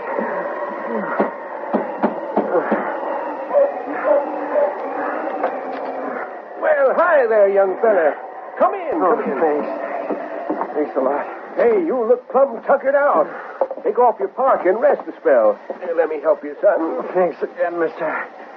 I sure appreciate getting in out of that cold. My name's Finley, Jake Finley. Oh, yeah. Glad to know you. Mine's Tom Berry. Tom Barry, eh? Well, now, you just make yourself to home and rest a spell while I get you some hot soup. Then, while you eat, we can get better acquainted. Tom Berry left the cabin 2 hours later after getting food and rest, and headed along Beaver Creek toward Dawson City. A short time after he left the cabin, Sergeant Preston of the Northwest Mounted Police braked his dog sled to a stop in front of Jake's cabin. Okay. Come along, gang.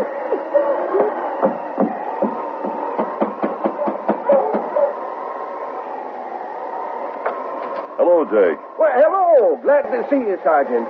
I see you still got King along with you. I rarely travel without King. I'm Dawson, all right. Come on in out of the cold. Thanks. Cold. Did you come far, Sergeant? From Whitehorse. Well, there was a young fella here a while ago who come through from Whitehorse. His name Tom Berry? Yes, that's right. Mighty nice young fella, too. They do much talking while he was here, Jake? Yes, he was right good company. I hated to see him go. Barry sure has a lot of gumption. He come through from Whitehorse without stopping in spite of the storm. Seemed to be in a hurry to get to Dawson City. Yes, I know. Well, sit down, Sergeant. I'll fix up a bit of food for you. No, thanks, Jake. King and I'll go on into Dawson. We haven't any time to lose. Well, you seem to be in as much of a hurry as Tom Barry. I am. You see, Barry's the man I'm after. What? You mean the law wants him for something? That's right. Barry's wanted for murder. Come along, King. Oh! By the time Tom Berry had reached Dawson City, the storm had stopped and the clouds began to break. First, Tom disposed of his dog team. Then he went to the cafe.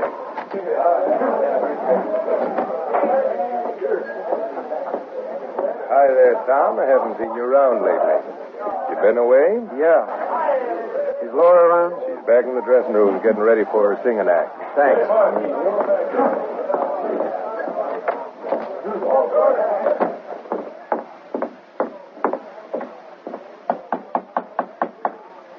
Come in. Why, Tommy, I didn't expect you back so soon. I've been awfully worried, wondering what happened in Whitehorse. Plenty happened, as you probably know. Where's your brother Lou? Tommy, you act so strange. After all, honey, I haven't seen you for over 2 weeks. I asked you where Lou is. How should I know? This is a fine way for you to act when we're supposed to be in love. Now, look, Laura, I want you to tell me the truth. Have you seen Lou here in Dawson lately? Past day or so? You mean he's here in Dawson? You know darn well he is. Where is he? Tommy, you're hurting my arm. Right? Sorry, Laura, but... Well, I have to find Lou right away. The police are after me. Police after you? Oh, Tommy, what's happened? It was over 2 weeks ago when you told me Lou had seen the man who killed your father and had followed him to Whitehorse. I know. You begged me to follow Lou and keep him from killing that man. Lou swore he was going after Jack Watson and get him for shooting Dad. But what happened? Well, I followed Lou. At Whitehorse, I found out Watson had a room at the hotel. I went to his room. The door was partly open. Watson was dead. Oh. Someone passed along the hall as I was coming out. He saw the body lying inside and called the clerk. They accused me of the murder. I got away and headed for Dawson, figuring Lou would come back here after he killed Watson. I'm going to find him and make him clear me. Oh, so now you accuse Lou, is that it? Maybe you did kill Jack Watson. What? Laura, you don't really believe that. I thought you'd help me, seeing that we plan to get married. I don't love you enough to let you put the blame for a murder on my own brother. But he did it. You know he went there for that purpose. You were the one who asked me to stop him and not to say anything to the Mounties. The best thing for you to do is clear out and forget about Lou. Trying to put the blame on him won't help you with the Mounties. So that's the way it is, huh? Yes, that's the way it is. I won't say anything about you being here. The barkeep already knows I came here to see you. Sergeant Preston and that dog of his were in Whitehorse. He'll be sure to trail me here. I can handle Pete the barkeep. You get away right now and hide out. The thaw comes shortly, and then you can escape to the outside. I'm not going to run away and be hunted for something your brother Lou did. They find out that he followed Jack Watson for the sole purpose of... Don't be a fool. If you tell that story, they won't believe you. But, Laura, you know that's the truth. Lou and I will deny the whole story. But if Watson killed your father like you said, they might even let Lou off if he told them the truth. You have a lot to learn, Tommy. You'd better get out of here and hide someplace if you think that Mountie Preston is trailing you. Tommy, I have to go now and sing to those customers before they start tearing the place apart. You better get away right now. But, Laura, wait a minute.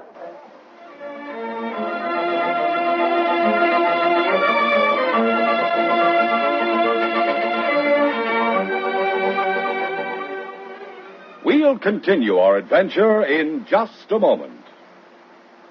You should have been at the ball game today. I saw 3 home runs. And guess what? I got one of the home run balls. Fellas and girls, why don't you get a free baseball ticket? It's easy. Come out to the ball game as guest of a major or minor league team. Your free ticket is waiting for you right now inside packages of Quaker Puffed Wheat, Quaker Puffed Rice, Muffet Shredded Wheat, and Quaker Pack-O-10, which has 2 free baseball tickets. Yes, if you are 12 years or younger, just bring mom or dad or another paying adult and see wonderful major or minor league baseball games free. Names of teams and dates are on every ticket. Get as many free tickets as you want. No mailing, no waiting. When Mom buys breakfast cereal, just be sure she gets the kind with a free baseball ticket inside. That's Quaker Puffed Wheat and Rice and Muffet Shredded Wheat. You get 2 free baseball tickets inside Quaker Pack-O-10. So don't miss out another day. See the star players wallop those home runs. Now to continue. Later that evening, in Laura's room up over the cafe, she and her brother Lou, who worked in the gaming room of the cafe, were talking. The poor dope Tom Berry was all upset because he couldn't find you to get you to confess about Watson. He sure fell for our plan, Laura. Imagine him going all the way to Whitehorse just to keep the brother of the girl he loved from being a killer. Yes. He didn't know you planned for him to get the blame like you did. You know, that story I gave him about Watson having murdered our father was a good one, too. Watson never saw Pop in his life. When I saw him with all that gold, I knew we'd have to figure some way to get it and put the blame on somebody. I didn't think you'd send Barry into the trap. You two seem to be so thick with each other. I was stringing him along because I knew he'd come in handy somehow.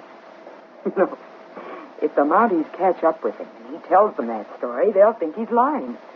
Everybody around here thinks you've been laid up sick for the past 2 weeks. I made sure I wasn't seen in Whitehorse, so nobody will even listen to his story.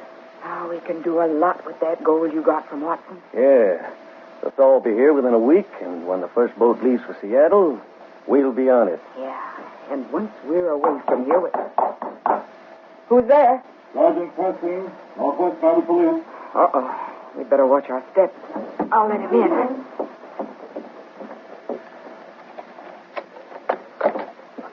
Miss Laura Cole? Yes, that's right. I want to ask a few questions, Miss Cole. Come in, Sergeant. Thank you. Come along, King. This is my brother Lou. He works at the cafe, too. I see. I'm glad to see you, Sergeant. Thanks, Cole. Quiet, King. Well, that dog doesn't seem to like me very much. So I noticed. Miss Cole, I understand a man named Barry, Tom Barry, came here to see you this evening. Oh, yes. Tom just returned from a business trip to Whitehorse, so he told me. He had to leave right away on another trip. Oh. Where was it going, do you know? No, I don't, Sergeant. We had kind of a spat about it, too. Tommy seemed to be touchy and upset about something, but he wouldn't tell me what it was. Sergeant, why are you looking for Tommy? Has he done something? Tom Barry is wanted for murder in Whitehorse. Murder? Oh, that's terrible. Well, we hope to get married someday, Tommy and I. I see. Sorry I have to tell you such news, but that's the way it is. Sure you can't give me any idea at all where he might have gone? No, Sergeant, I really can't. Please believe me. Why, I wouldn't shield a murderer even though I understand, Miss Cole. Well, tell me, Sergeant, are you sure it was Barry who killed the man in Whitehorse? Reasonably sure. The victim's name was Jack Watson. Jack Watson, you say?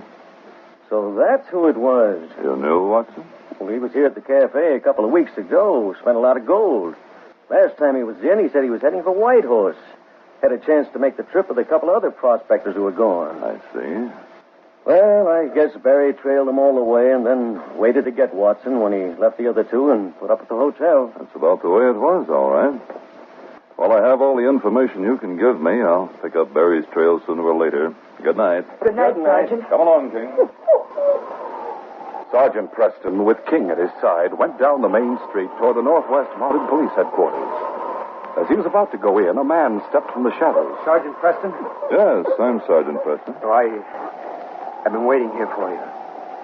I'm Tom Barry. Tom Barry? I trailed you from Whitehorse. I thought you would. I want to talk to you about what happened, if you'll listen. Do you want to give yourself up? Oh, it isn't that. I didn't kill anyone. Watson was dead when I went to his room. Why did you run away? I came here to find someone. Someone I thought would clear me. Why did you go to Watson's room at the hotel? To warn him and to prevent him from being murdered. I see. Who did you think was going to try to kill Watson? Why, I'd rather not tell you that, Sergeant. I want to find him and get him to tell you the whole story. I know he'll clear me. But you won't have a chance to find him now, Barry.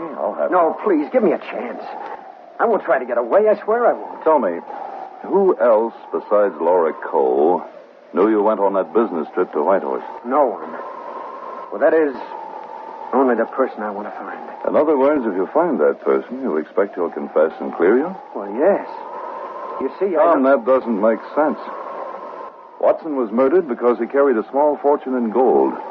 And you say the man who killed him will give up that gold and confess just to clear you. He'd have to be a mighty close friend of yours to do a thing like that. But Watson wasn't killed for his gold at all, Sergeant. That's just it. You see, Watson was a murderer himself. That killing was for revenge. I've known Watson for many years. He never killed anyone. Who told you he did? Why, I can't tell you that now. Well, never mind. Keep your secret, Tom. I have my own idea about it anyway. I want you to stay in my cabin with King while I try to get proof that you didn't kill Jack Watson. Then I'll know where to find you if I need you in a hurry. Leaving the dog with Tom, the sergeant went back to the cafe for another talk with Laura Cole. Luckily, he found her alone at one of the tables. Miss Cole, I brought you some news. Oh, Sergeant Preston. Won't you sit down? Thanks. You spoke of bringing news. Yes, I thought you'd be interested to know that I found Tom Barry. You mean Tom didn't leave Dawson? No. In fact, I didn't have to search for him. He came to me. The story's rather a strange one. He's a fool if he thinks anyone would believe that story. He's crazy. What story? Why, the one he told you. That is, trying to put the blame on someone else. When I talked to you before, Miss Cole, you pretended not to know what happened. Why did you try to let me think you didn't know about Watson's murder? Sergeant, I was stalling for time, that's all, to help Tom. But since he went to you and told that story... Tom told me practically nothing except that he's not guilty.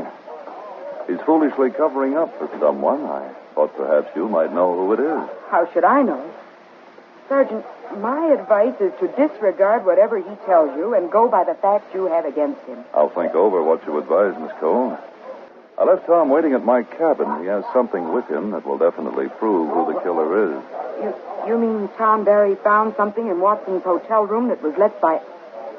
by the one he says got there first and killed Watson? I've said too much already, so believe what you like. I'm due at headquarters for a meeting with the inspector. I'll see you again sometime, Miss Cole. Good night. Good night.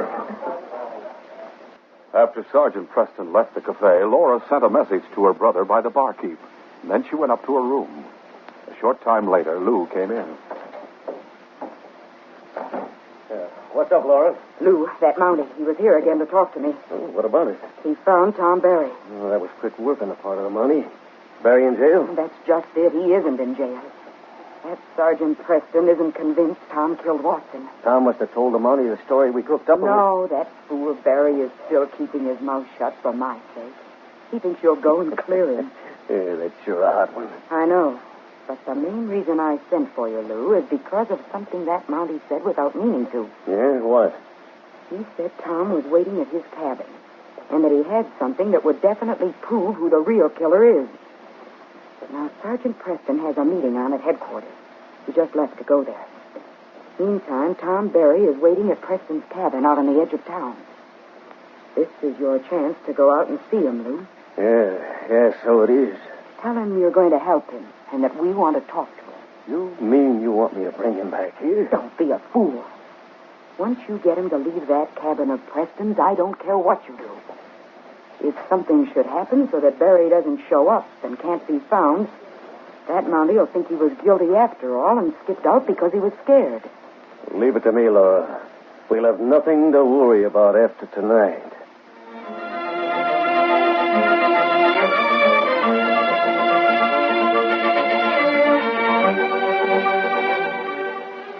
We'll continue our adventure in just a moment. Say, why aren't you fellas and girls out at the ballpark these days, watching those home runs walloped into the grandstands, eating peanuts, popcorn, and hot dogs?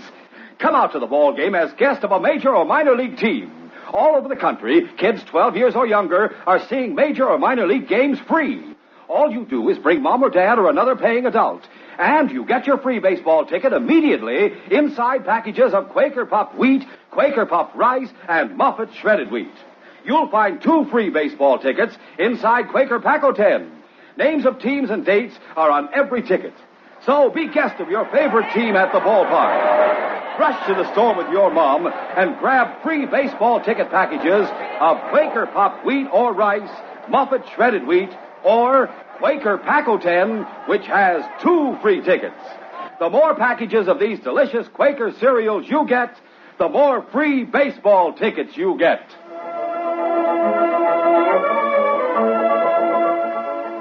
Now to continue. In Sergeant Preston's cabin, Tom Barry sat waiting for the sergeant to return. King lay in his favorite place near the fire. Suddenly, Tom was startled by a knock at the door.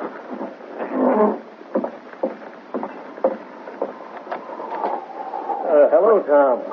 I found out you were here and came right over. Lou, I'm glad to see you. Come in. Quiet, King. This is a friend. How did you know I was waiting here? Why, that Mountie Preston told Laura. Oh, I knew you wouldn't let me take the blame for what happened to Watson. Sergeant Preston said he's known him for a long time and that he never killed anyone. But naturally, Watson would keep quiet about what he did to your father. Well, yeah, that's right. Now, look, get your things down and come on over to the cafe to talk to Laura and me. We'll get things straightened out tonight. Oh, but I promised to wait here for the Mountie. Well, he's over at the cafe now. We'll tell him the whole story. Well, all right. I'm sorry you didn't tell him about Jack Watson before, Lou. You shouldn't have taken the law into your own hands like that. Well, he deserved what he got.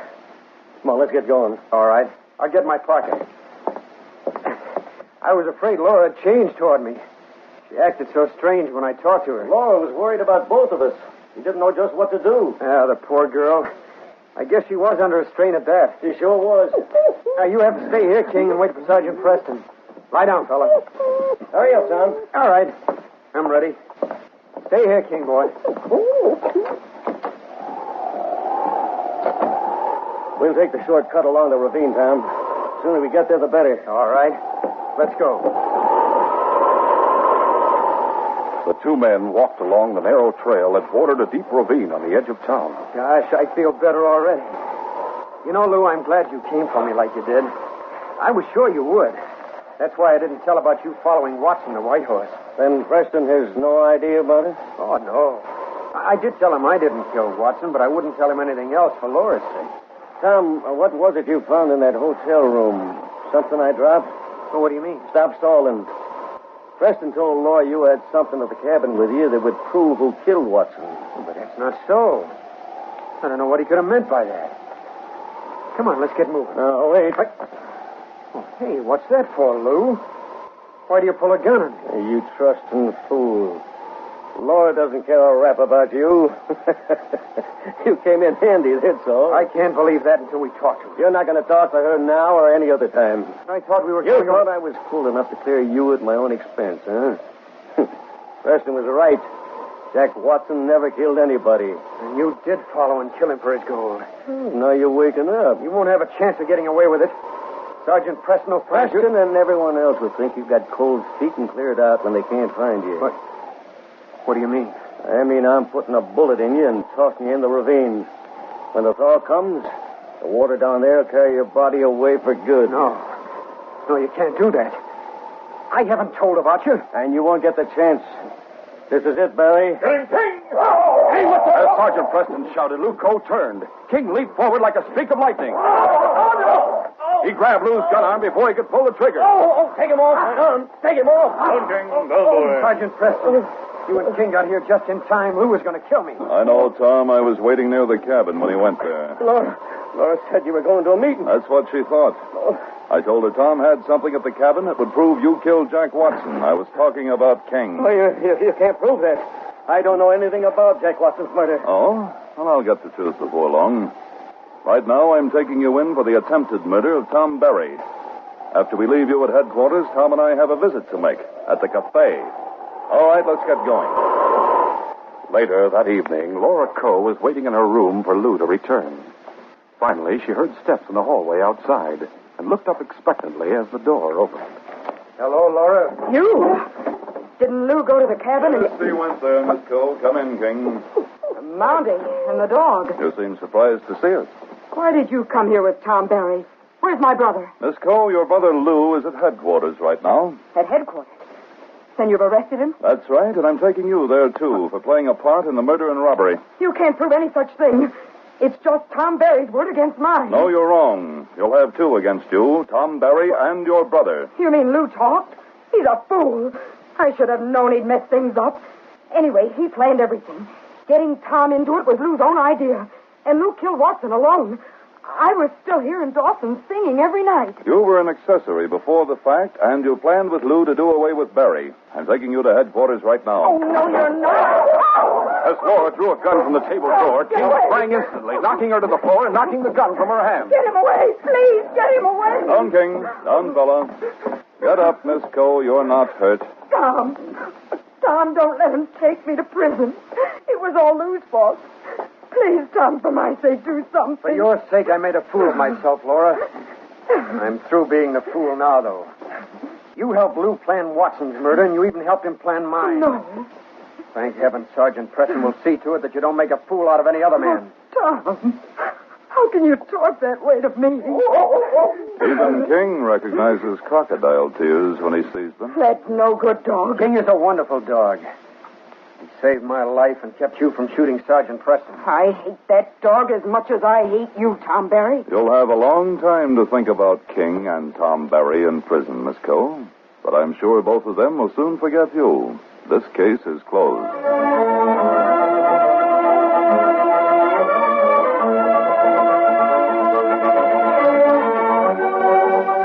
Sergeant Preston will return in just a moment with a word about our next exciting adventure.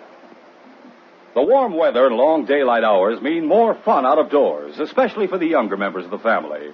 But sometimes it's not possible to be outside, or it's important to relax and sit quietly for a little while. Then is the time to tune to Mutual. Every weekday afternoon at 5 o'clock, there are programs of imaginative entertainment that bring all of the adventure and excitement of the wide-open spaces.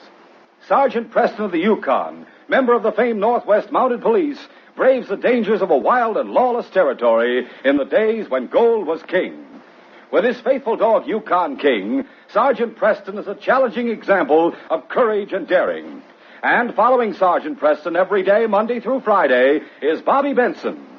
Every weekday afternoon at 5 o'clock, the doors open wide on a whole world of adventure with Sergeant Preston of the Yukon and Bobby Benson, both on Mutual over most of these stations.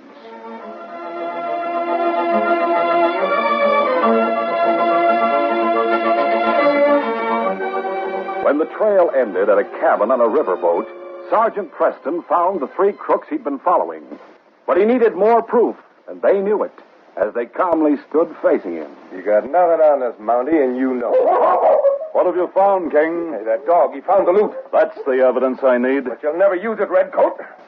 You and that mutt'll die right now. The moment is a tense one for Sergeant Preston, who alone, except for Yukon King, faces three desperate crooks. How will he escape what seems to be certain death? Be sure to hear this next exciting adventure.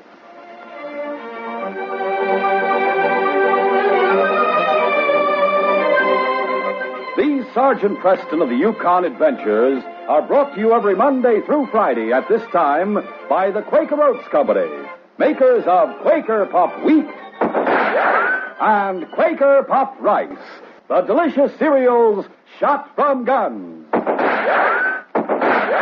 By special recording in cooperation with the Mutual Broadcasting System. They are a copyrighted feature of Sergeant Preston of the Yukon Incorporated. Created by George W. Trendle, produced by Trendle Campbell Muir Incorporated, and directed by Fred Flowerday. The part of Sergeant Preston is played by Paul Sutton.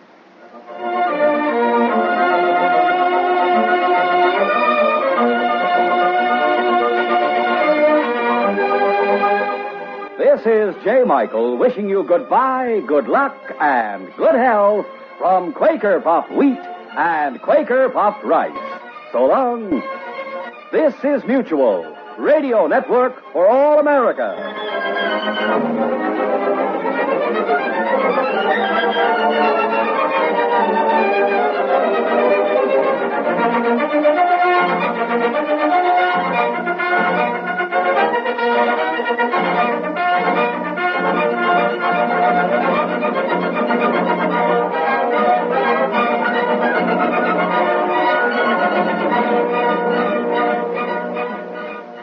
"74 years ago, July 19th, 1951, the Challenge of the Yukon on Classic Radio Theater with Wyatt Cox. Visit our webpage at classicradio.stream. We'll head to Dimension X coming up next, the story of Dwellers in Silence.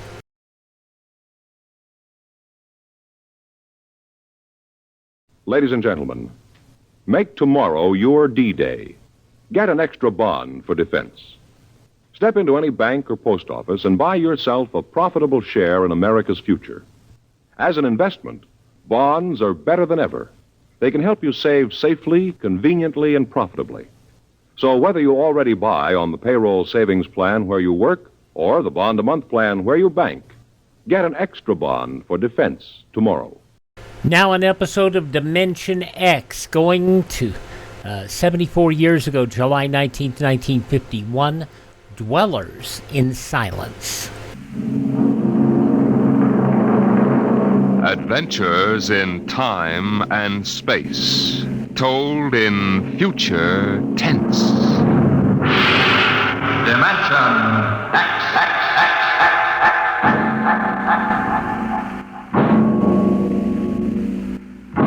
The National Broadcasting Company, in cooperation with Street and Smith, publishers of astounding science fiction, bring you Dimension X.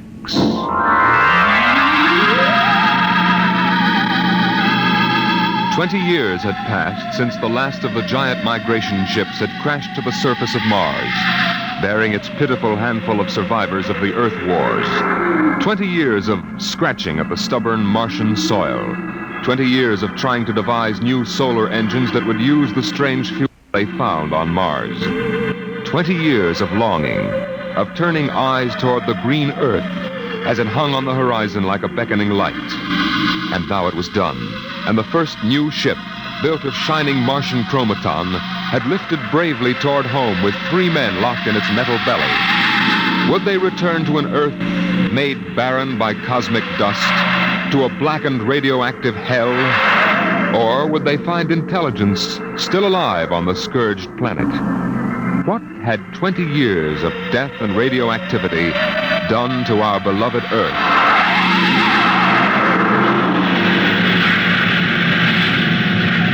That's it, Captain. We've intersected the course vector.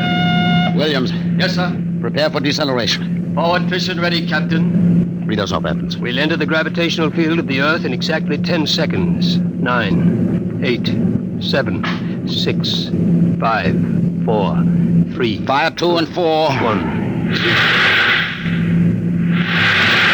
2 and 4. What's our momentum, Evans? -3. Fire 1. 1. -4 now. Steady as she goes. How are we? On parabola now. If we can hold, we should breach the heaviside layer somewhere north of what used to be Murmansk. Let's have a look at her.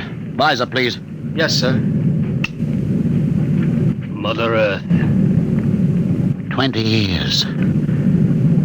We're going home, Evans.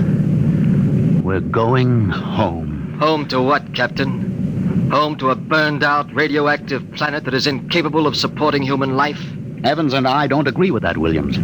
We think the Earth is ready for us again. That she'll give us another chance. I'm sorry, Captain, but I was born and brought up on Mars under the new central government.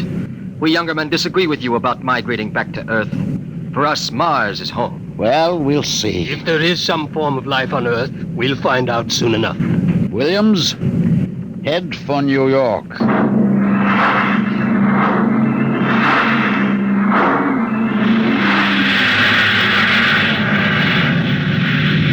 It is, Captain. You can barely see the top of the Atomic Trades building in the twilight. They never finished building it. Dark as a tomb. Slow to cruising speed. Cruising speed. It begins to look as if Williams is right, Captain. Not a sign of life on 4 continents. We'll make a radiation check and then head back for Mars. You agree with me, gentlemen? That for all practical purposes, the planet is dead? It's still my Captain. What is it? Am I going out of my mind? Look out that way to the west. Could that be? By heaven, it is. Those are lights. Turn the ship. Heading west-southwest. Full speed.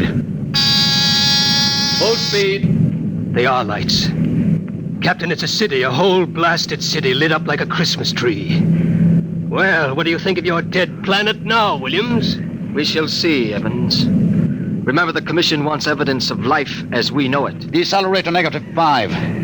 We're going to take her down. There's an open area just on the edge of the city. Yes, sir. Hold on, gentlemen.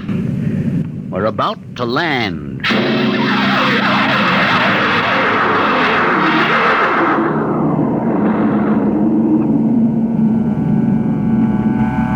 Landing jacks are down, sir.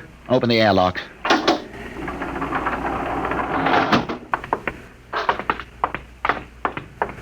Close. All right, gentlemen. Before we go out, security at all times. Williams, you have the blast gun. I have it. If anyone becomes separated, fire a shot and make for the ship. How's the radiation, Evans? Safe enough so far. This seems to be a light area. Very well. Open the lock.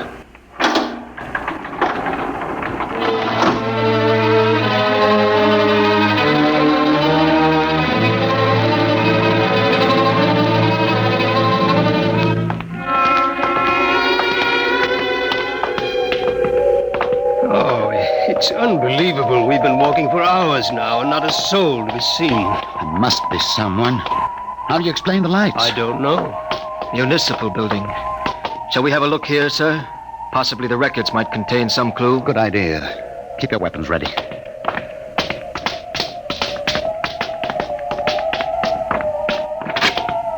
This door is in good working order. Almost as if it had been oiled recently. Long corridor, lights blazing in every office. William, stand watch here in the corridor. Fire a blast if you need us. Yes, sir. Evans, you come with me. We'll start right here with the city clerk's office. Better check radiation again. Not enough to do any damage. Gives you the creeps, doesn't it? Look at this desk. papers crumpled, inkstand. Just as if somebody came in and worked here every day. Calendar, June 18th, 1987. Why, that's the day of the evacuation. The dust cloud had already blanketed New York and was heading west. Dog licenses, hunting permits. Somehow I have a peculiar feeling that... Good Lord. Pick it up, Evans. Hello? No answer. Hello? I hear something. A scratching sort of noise. Good day, Doctor. What? How are you? I called to ask some advice about a trepanning problem. Can you tell me if the lateral cut should be made first? Hello? Hello? This is absolutely insane. Thank you, Hello? Doctor. I'll do that. By the way, how is your wife, Alice? And the girls? And your son, John? Fine boy, John. I'll call again tomorrow. Goodbye, Doctor. Hello? Hello? It's gone dead. Who was it? I don't know. A strange voice carried on a conversation about some surgical operation without paying the slightest attention to anything I said. Captain, the lights are out. Good Lord. Captain! Captain! I have a torch. Come on. Williams, what is it? I don't know. You fired a shot. Yes, sir. Just as the lights went out, I'm sure I saw a figure. It looked like an old man in a white robe. It moved across the end of the corridor down that way. Flash your torch down there, Evans. Nothing there. Are you certain, Williams? I'm not certain. The lights. They're on again. We're going to get to the bottom of this. Wait. What? Listen. Quietly. Someone is coming, walking slowly toward the corridor. Coming closer. Cover him when he turns the corner. It'll be a pleasure. Don't fire unless I give the word. Shh. What? Jumping Jupiter. Are you... Is it really someone, or am I having hallucinations? We are no vision. No. No, you seem to be real.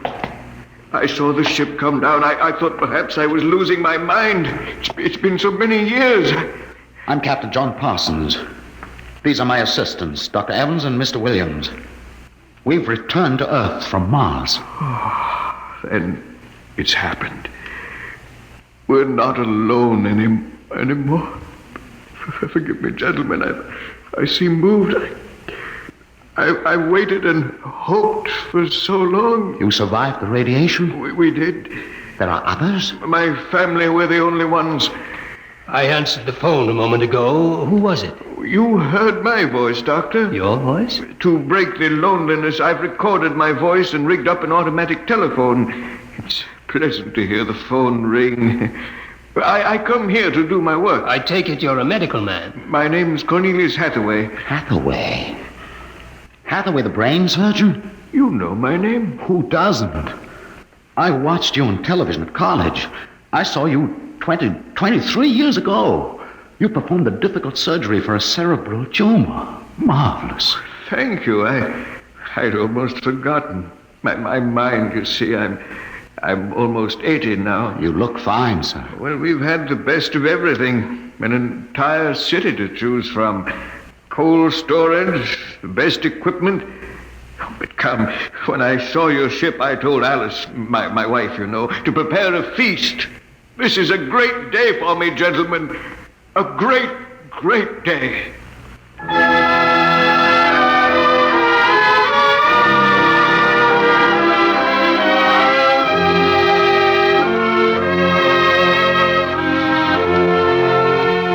This is my wife, gentlemen. Alice, this is Captain Parsons, Dr. Evans, and Mr. Williams. How do you do, Mrs. Hathaway? Now, if you'll follow me, gentlemen, we'll meet my children. Lord, what a beautiful woman. She looks no more than 35. These are my daughters, Susan and Marguerite. This is my son, John. How are you, nice to meet you. Sit down, gentlemen, sit down. We'll have a feast in honor of this occasion. Susan, Marguerite, get the best silverware and the damask napkins. John, fetch the glasses. Oh, yes, Father. It'll only take... Excuse me, John. Sir? How old are you? 23, sir. Thank you. Now, if you'll excuse me. What is it, Captain? Something wrong? Nothing except that it's impossible. You see, Dr. Hathaway's son was already in college when I started. That would make him at least 45.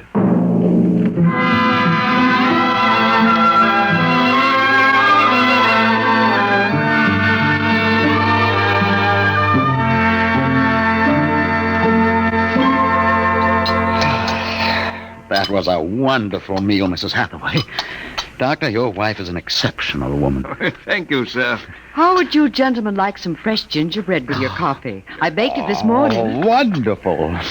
Smell that, Evans? Oh, it's like coming home, Mrs. Hathaway. We enjoy having you here. Mrs. Hathaway, may I compliment you on your having preserved your youth and beauty so well? Thank you. We have had no worries here, no competition. Only the things we need for material comfort.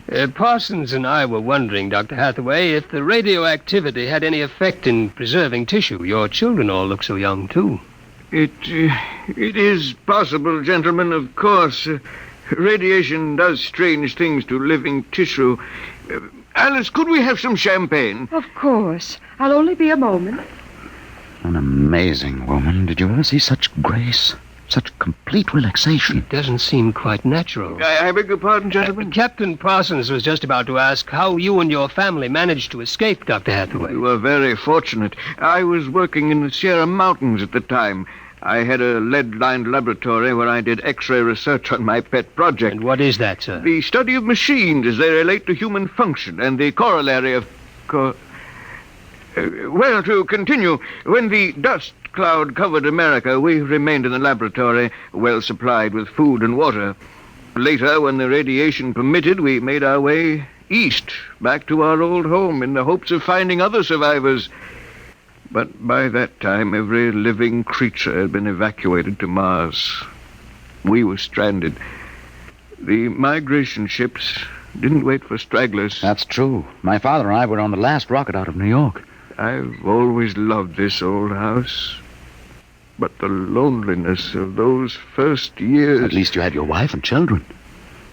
Yes. Yes, I had my family. If it were not for them, gentlemen, I assure you I would long ago have put a bullet in my head. Here we are. Champagne, Captain. Oh, thank you, Mrs. Hathaway. May I propose a toast? Oh, let me. Gentlemen, to Earth. To Earth. Earth. May she never be a stranger to man again. Hathaway, what is it? Nothing really. It's just a rather sharp pain in the chest. I think you should lie down, Doctor. Yes. Perhaps you're right. Let me help you. No. John and Susan will help. Of course, Father. Why don't you gentlemen go out on the porch, enjoy the air? I'll see you all in the morning. Good night, Doctor. Good night. Come, John. Yes, Father.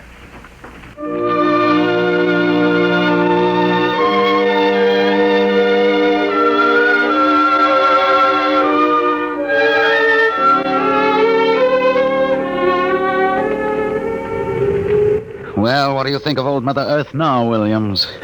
Smell that summer breeze. Look at that view of the city lighted up against the sky. It has a certain quality. Well, score 1 point for the back-to-earth proponent. I didn't say that. You're beginning to feel it, though, Williams. I can tell. If you don't mind, gentlemen, I'm quite tired.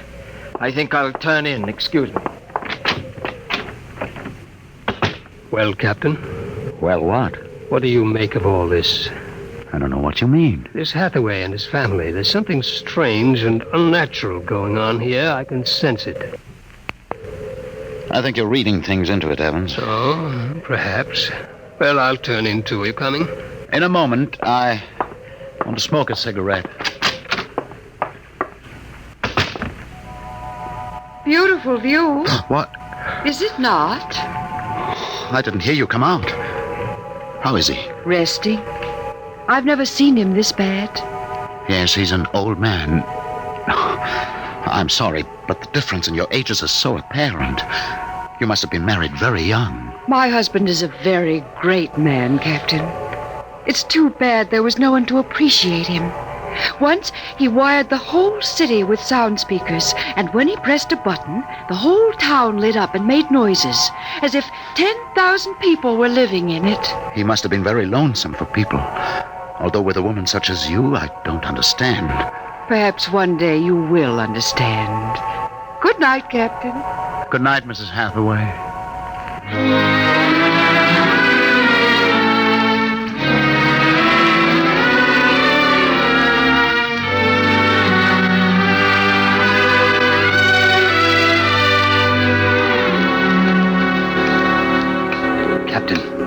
Captain Parsons. Who's there? It's Dr. Evans. What time is it? 2 a.m. What's wrong? I couldn't sleep. A few minutes ago, I heard someone slip out the front door. The moonlight, I saw it was the old man. He was headed toward our ship. What are you suggesting, Evans? Nothing, except that it's fairly unnatural for an old man with a bad heart to go wandering off at 2 in the morning. Very well. We'll follow him.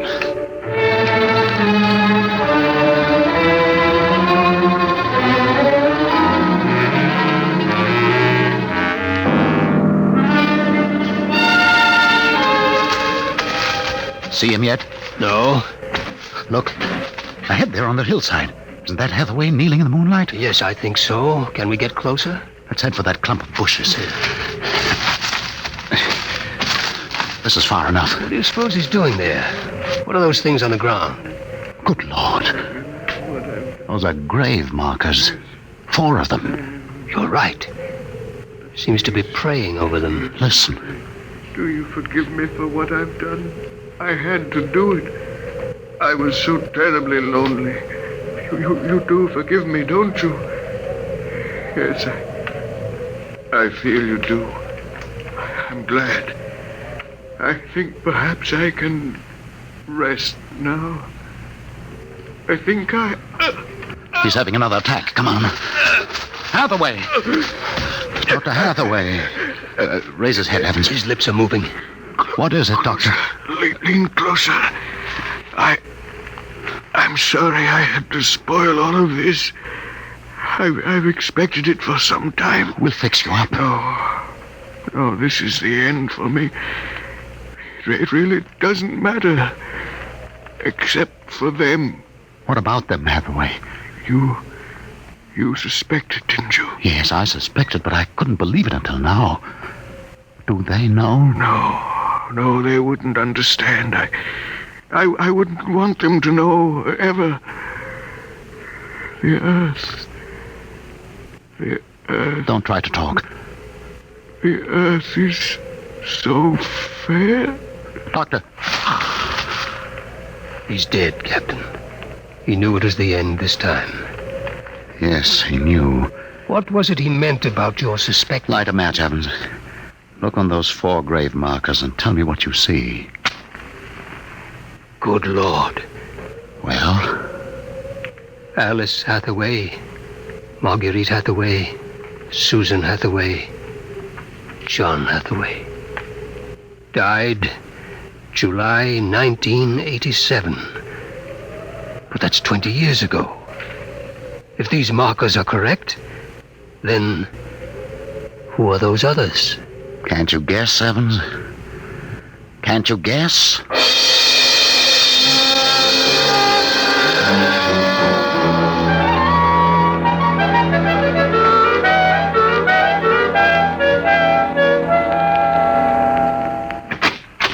Mrs. Hathaway, are you awake? Yes, Captain? May I come in? Yes. It's about my husband, isn't it? You knew. I saw him go out tonight. He felt it was near the end. He died less than an hour ago. I'm sorry. Thank you. How do you feel? He told us it would happen one day, and that he didn't want us to cry. He didn't teach us how, you know. He said it was the worst thing that could happen to know how to be lonely and unhappy. What will happen to us now that he's gone? I don't know. Will you stay with us? I would like to, but I cannot. You know about us. Yes, I know. I didn't think that you knew yourself. The children don't. I've been aware for a long while. No one would have guessed. You're so perfect. Oh, he would have liked to hear you say that. He was so very proud of us. After a while, he came to love us, and at the end, He took us as his real wife and children. He even forgot sometimes that he had made us. You gave him a great deal of comfort. Yes. Over the years, we sat and talked. He loved so much to talk.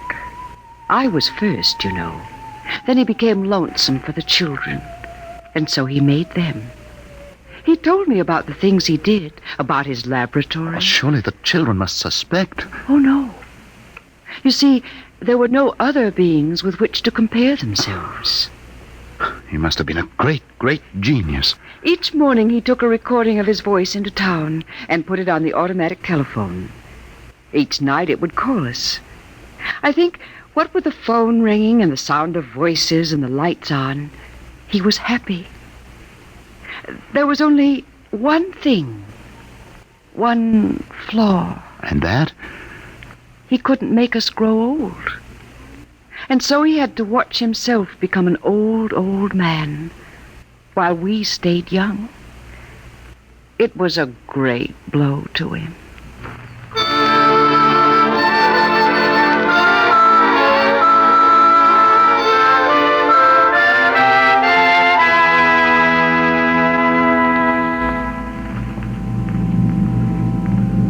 And so we commend the body of this man, Cornelius Hathaway, to his Maker. Ashes to ashes, dust to dust returneth. Amen.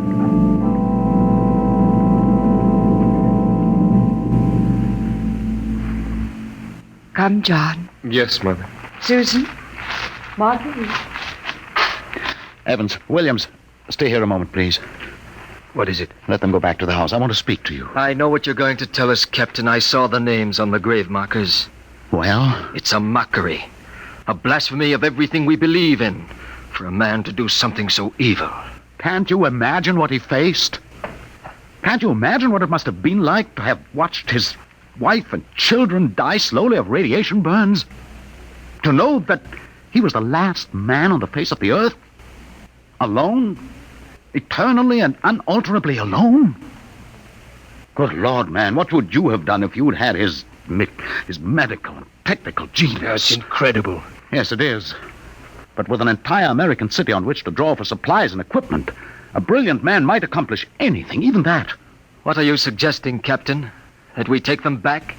We haven't enough space in the ship for that. Every ounce counts. Still, to leave them here, like that, alone... I think I have an answer, cold-blooded as it may seem. Go on. I suggest that we turn them off. Do you think that I could do that? No, but I could. After all, they aren't human. They're worse than robots. They're ghoulish. Have you talked to her? Has she smiled at you with that quiet, beautiful smile? Captain, we can't take them with us, and it would be less than human to leave them here without Hathaway. Could you do it, Evans? Give me the blast gun, Williams. We'll wait in the ship. Take off in half an hour. Half an hour.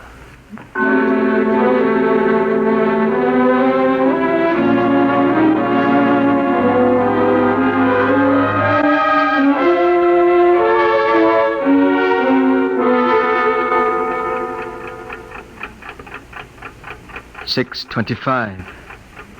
He should be back soon. Yes. He's doing the only humane thing, Captain. They are less than human. Are they? Well, it's done now, and no one will ever... That's the airlock. He's back.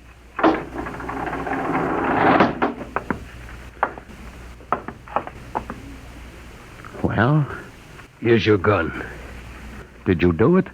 When I entered the house, she looked at me with those fine, intelligent eyes. I couldn't do it. It would be murder, cold-blooded murder. I prayed you wouldn't be able to do it. There will never be anything as fine as they are. Built to last 200, 300, perhaps 1,000 years. Well, get the course in the integrator, Williams.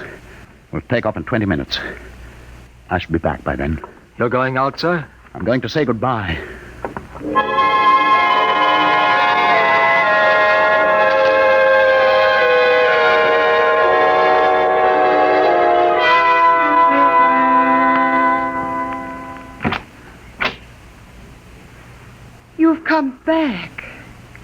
Only to say goodbye. It was nice of you. I wanted you to know that I am coming back someday. When will you come? I don't know. It will take many years to prepare fuel for another trip. 6, 7, perhaps 10 years. I will watch the sky at night, just as he watched it. Oh, I'm afraid I must go now. I understand. Strange. I have a new feeling. One which he did not teach us. A feeling of longing, of sadness. That one is not taught. It comes of being alive. Yes. I am alive. Even though he created me, I'm a person now. Goodbye, Alice Hathaway. Goodbye, John Parsons.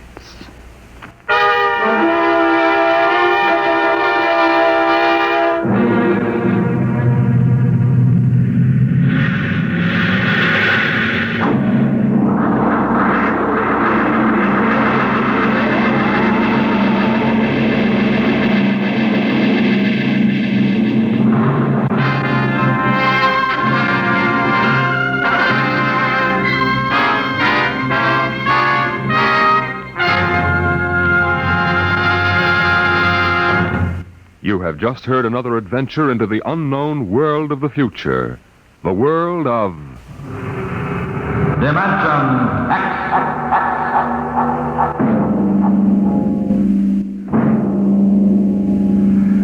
When the time comes for man to explore the universe, to deal with the strange inhabitants of other worlds, there will be much to remember. Perhaps the most important lesson of all will seem too fundamental to be included in the training manuals. Listen at this time next week as Dimension X brings you a story from the pages of the August astounding science fiction. A story called Courtesy.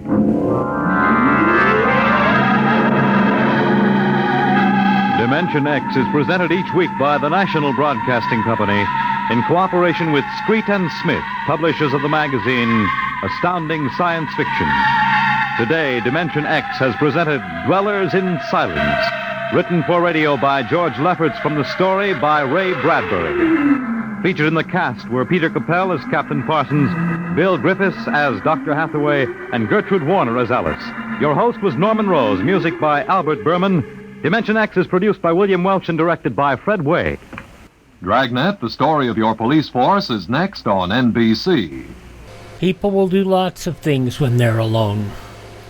74 years ago, July 19th, 1951, Dimension X, here on Classic Radio Theater with Wyatt Cox. Up next, Peg Lynch, Alan Bunce, The Couple Next Door.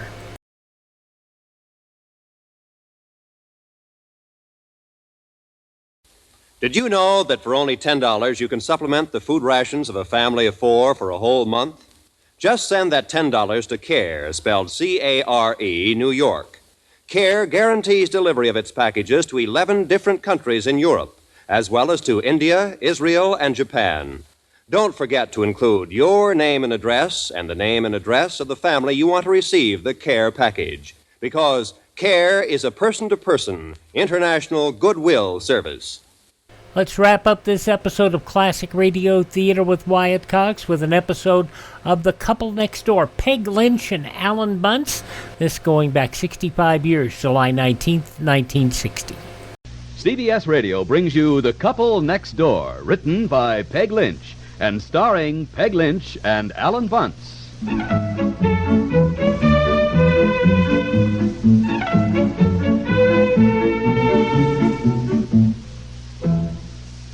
Yeah, I know. Well, it's fairly cool in the house. You know, we're quite high up, and we get the breeze that comes in off the lake.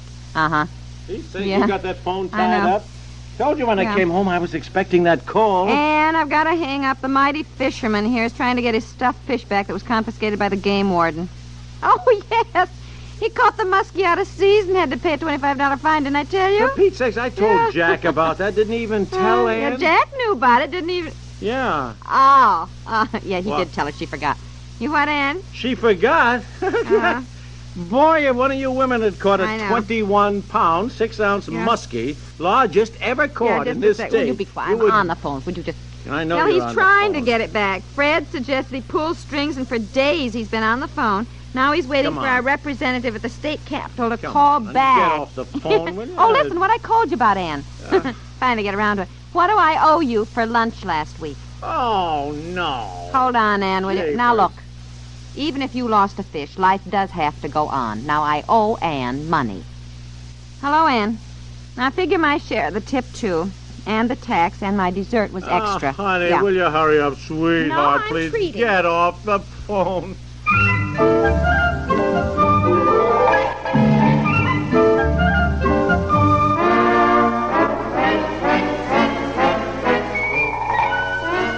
Yeah, look, Miss, I only want 5 minutes of the representative's time. Mr. Neil Richardson, a friend of his, suggested that I call him. Yes, it's important, and I'm calling long distance. Piper.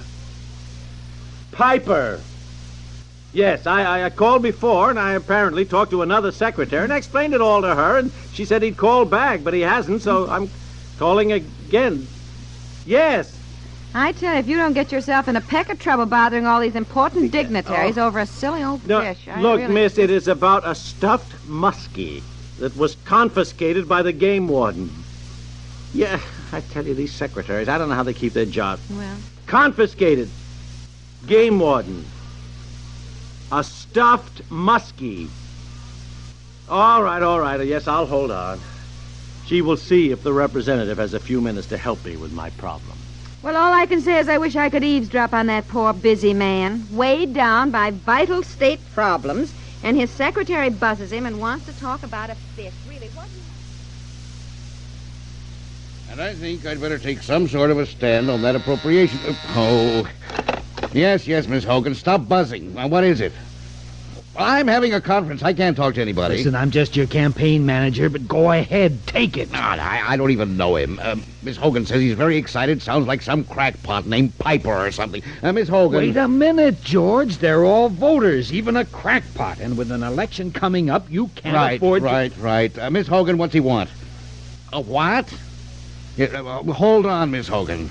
Now, what do you make of this? This Piper guy wants to get back a stuffed husky that the game warden confiscated. Stuffed what? Stuffed husky is the way Miss Hogan got it. Husky. It's a dog, isn't it? Yeah, it's one of those Alaskan dogs that pulls sledges. Now, why would a guy bring an Alaska husky down here? The climate isn't... Look, and George. why would anyone stuff a dog? Who knows? Maybe it was a pet. And who cares, George? The guy votes. Oh, yeah. Miss Hogan, tell this Piper guy not to worry. I'll get back his stuffed pet. Tell him I'm always happy to be of service to my constituents. And then get me the Department of Wildlife. I'll have to get the commissioner to track down this game warden. Of course, why a game warden should be going around confiscating somebody's stuffed husky... Forget it. We've got work to do. We need a better campaign slogan. Why would anyone want to stuff a dog? For the love of Mike, it takes all kinds to make a world, and the man votes. Now, there, talk to the commissioner, let him track down the game warden, and then let's get back to work.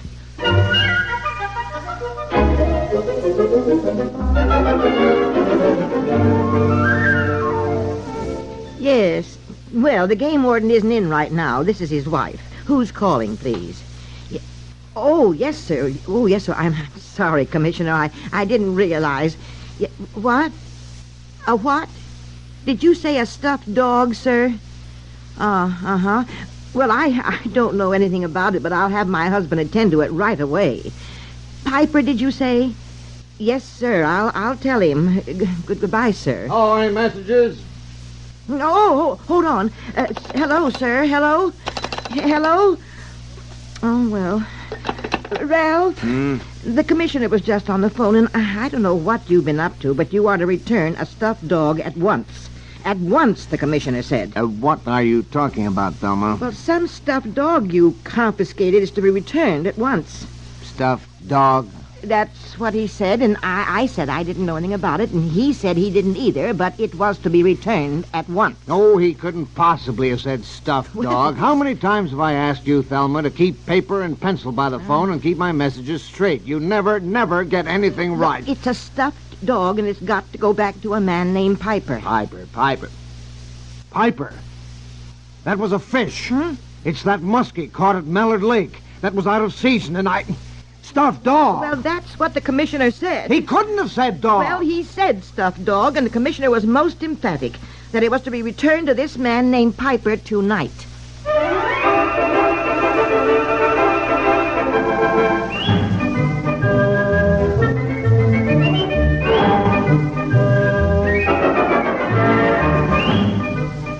Well, look, I'm very sorry, but I don't know what you're talking about. Mr. Piper, I have driven 150 miles tonight to get here. Who is it, dear? My goodness, it's after midnight. Oh, it's the game one. He brought back my stuffed fish, but he wants me to sign a paper saying brought me back my stuffed dog. Stuffed dog? Yes. Oh, hello. I certainly remember you. Mrs. Piper, I was only doing my duty when I walked in here last week and confiscated Mr. Piper's muskie, which was caught out of season. Yes, well... Now, I don't know what strings you pulled, Mr. Piper, but you have got your fish back. However, my orders were to return a stuffed dog, which I am required to send on to the Commissioner of the Department of Wildlife to indicate that the request was carried out. Now, please, Well, yeah. I mean, so silly. I never had a stuffed dog. Mr. Piper, it doesn't matter. It's just a formality. Chances are nobody will read it anyway. It'll just be filed. But if some big shot calls the commissioner and wants to know if Piper's confiscated property was returned, I want a record of it, or I'll lose my job. Dear. Dear. Why don't you sign it, honey? Sign it here. Yeah. At least, as he says, you've got your fish back, and that's the main thing, Thank you. Good night. And I hope goodbye forever. Tell you that guy's a nut, isn't he? he? What's he talking about, stuffed dog? I don't know. Well, honey, being a game warden, maybe he lives by himself in the woods somewhere all alone. And when people live alone like that all the time, they get a little funny, I think. Yeah, I guess so. Well, anyhow, I got my fish back. Yes. Thanks to our representative. Yes, nice. But I expect, dear, he had your vote in mind. Vote? Oh. Sure, Golly, yeah. He must be a nice guy, too. Oh, that's too bad. What do you mean? Well, I mean, I can't vote for him. I always vote a straight ticket. Oh, dear. The irony of it all, that poor politician. Yeah, as a game warden, I feel sorry for the poor guy. I mean, calling my muskie a stuffed dog, can you imagine? Yes. Makes you kind of wonder how he keeps his job. Political pull, I suppose. Oh, well, I'm going back to bed, dear. All right, darling. Well, by golly, I got my fish back.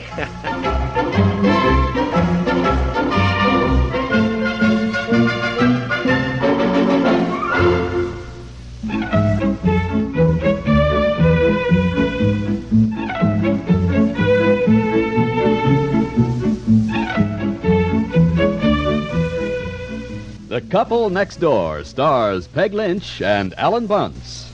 65 years ago, July 19th, 1960, The Couple Next Door, here on Classic Radio Theater with Wyatt Cox.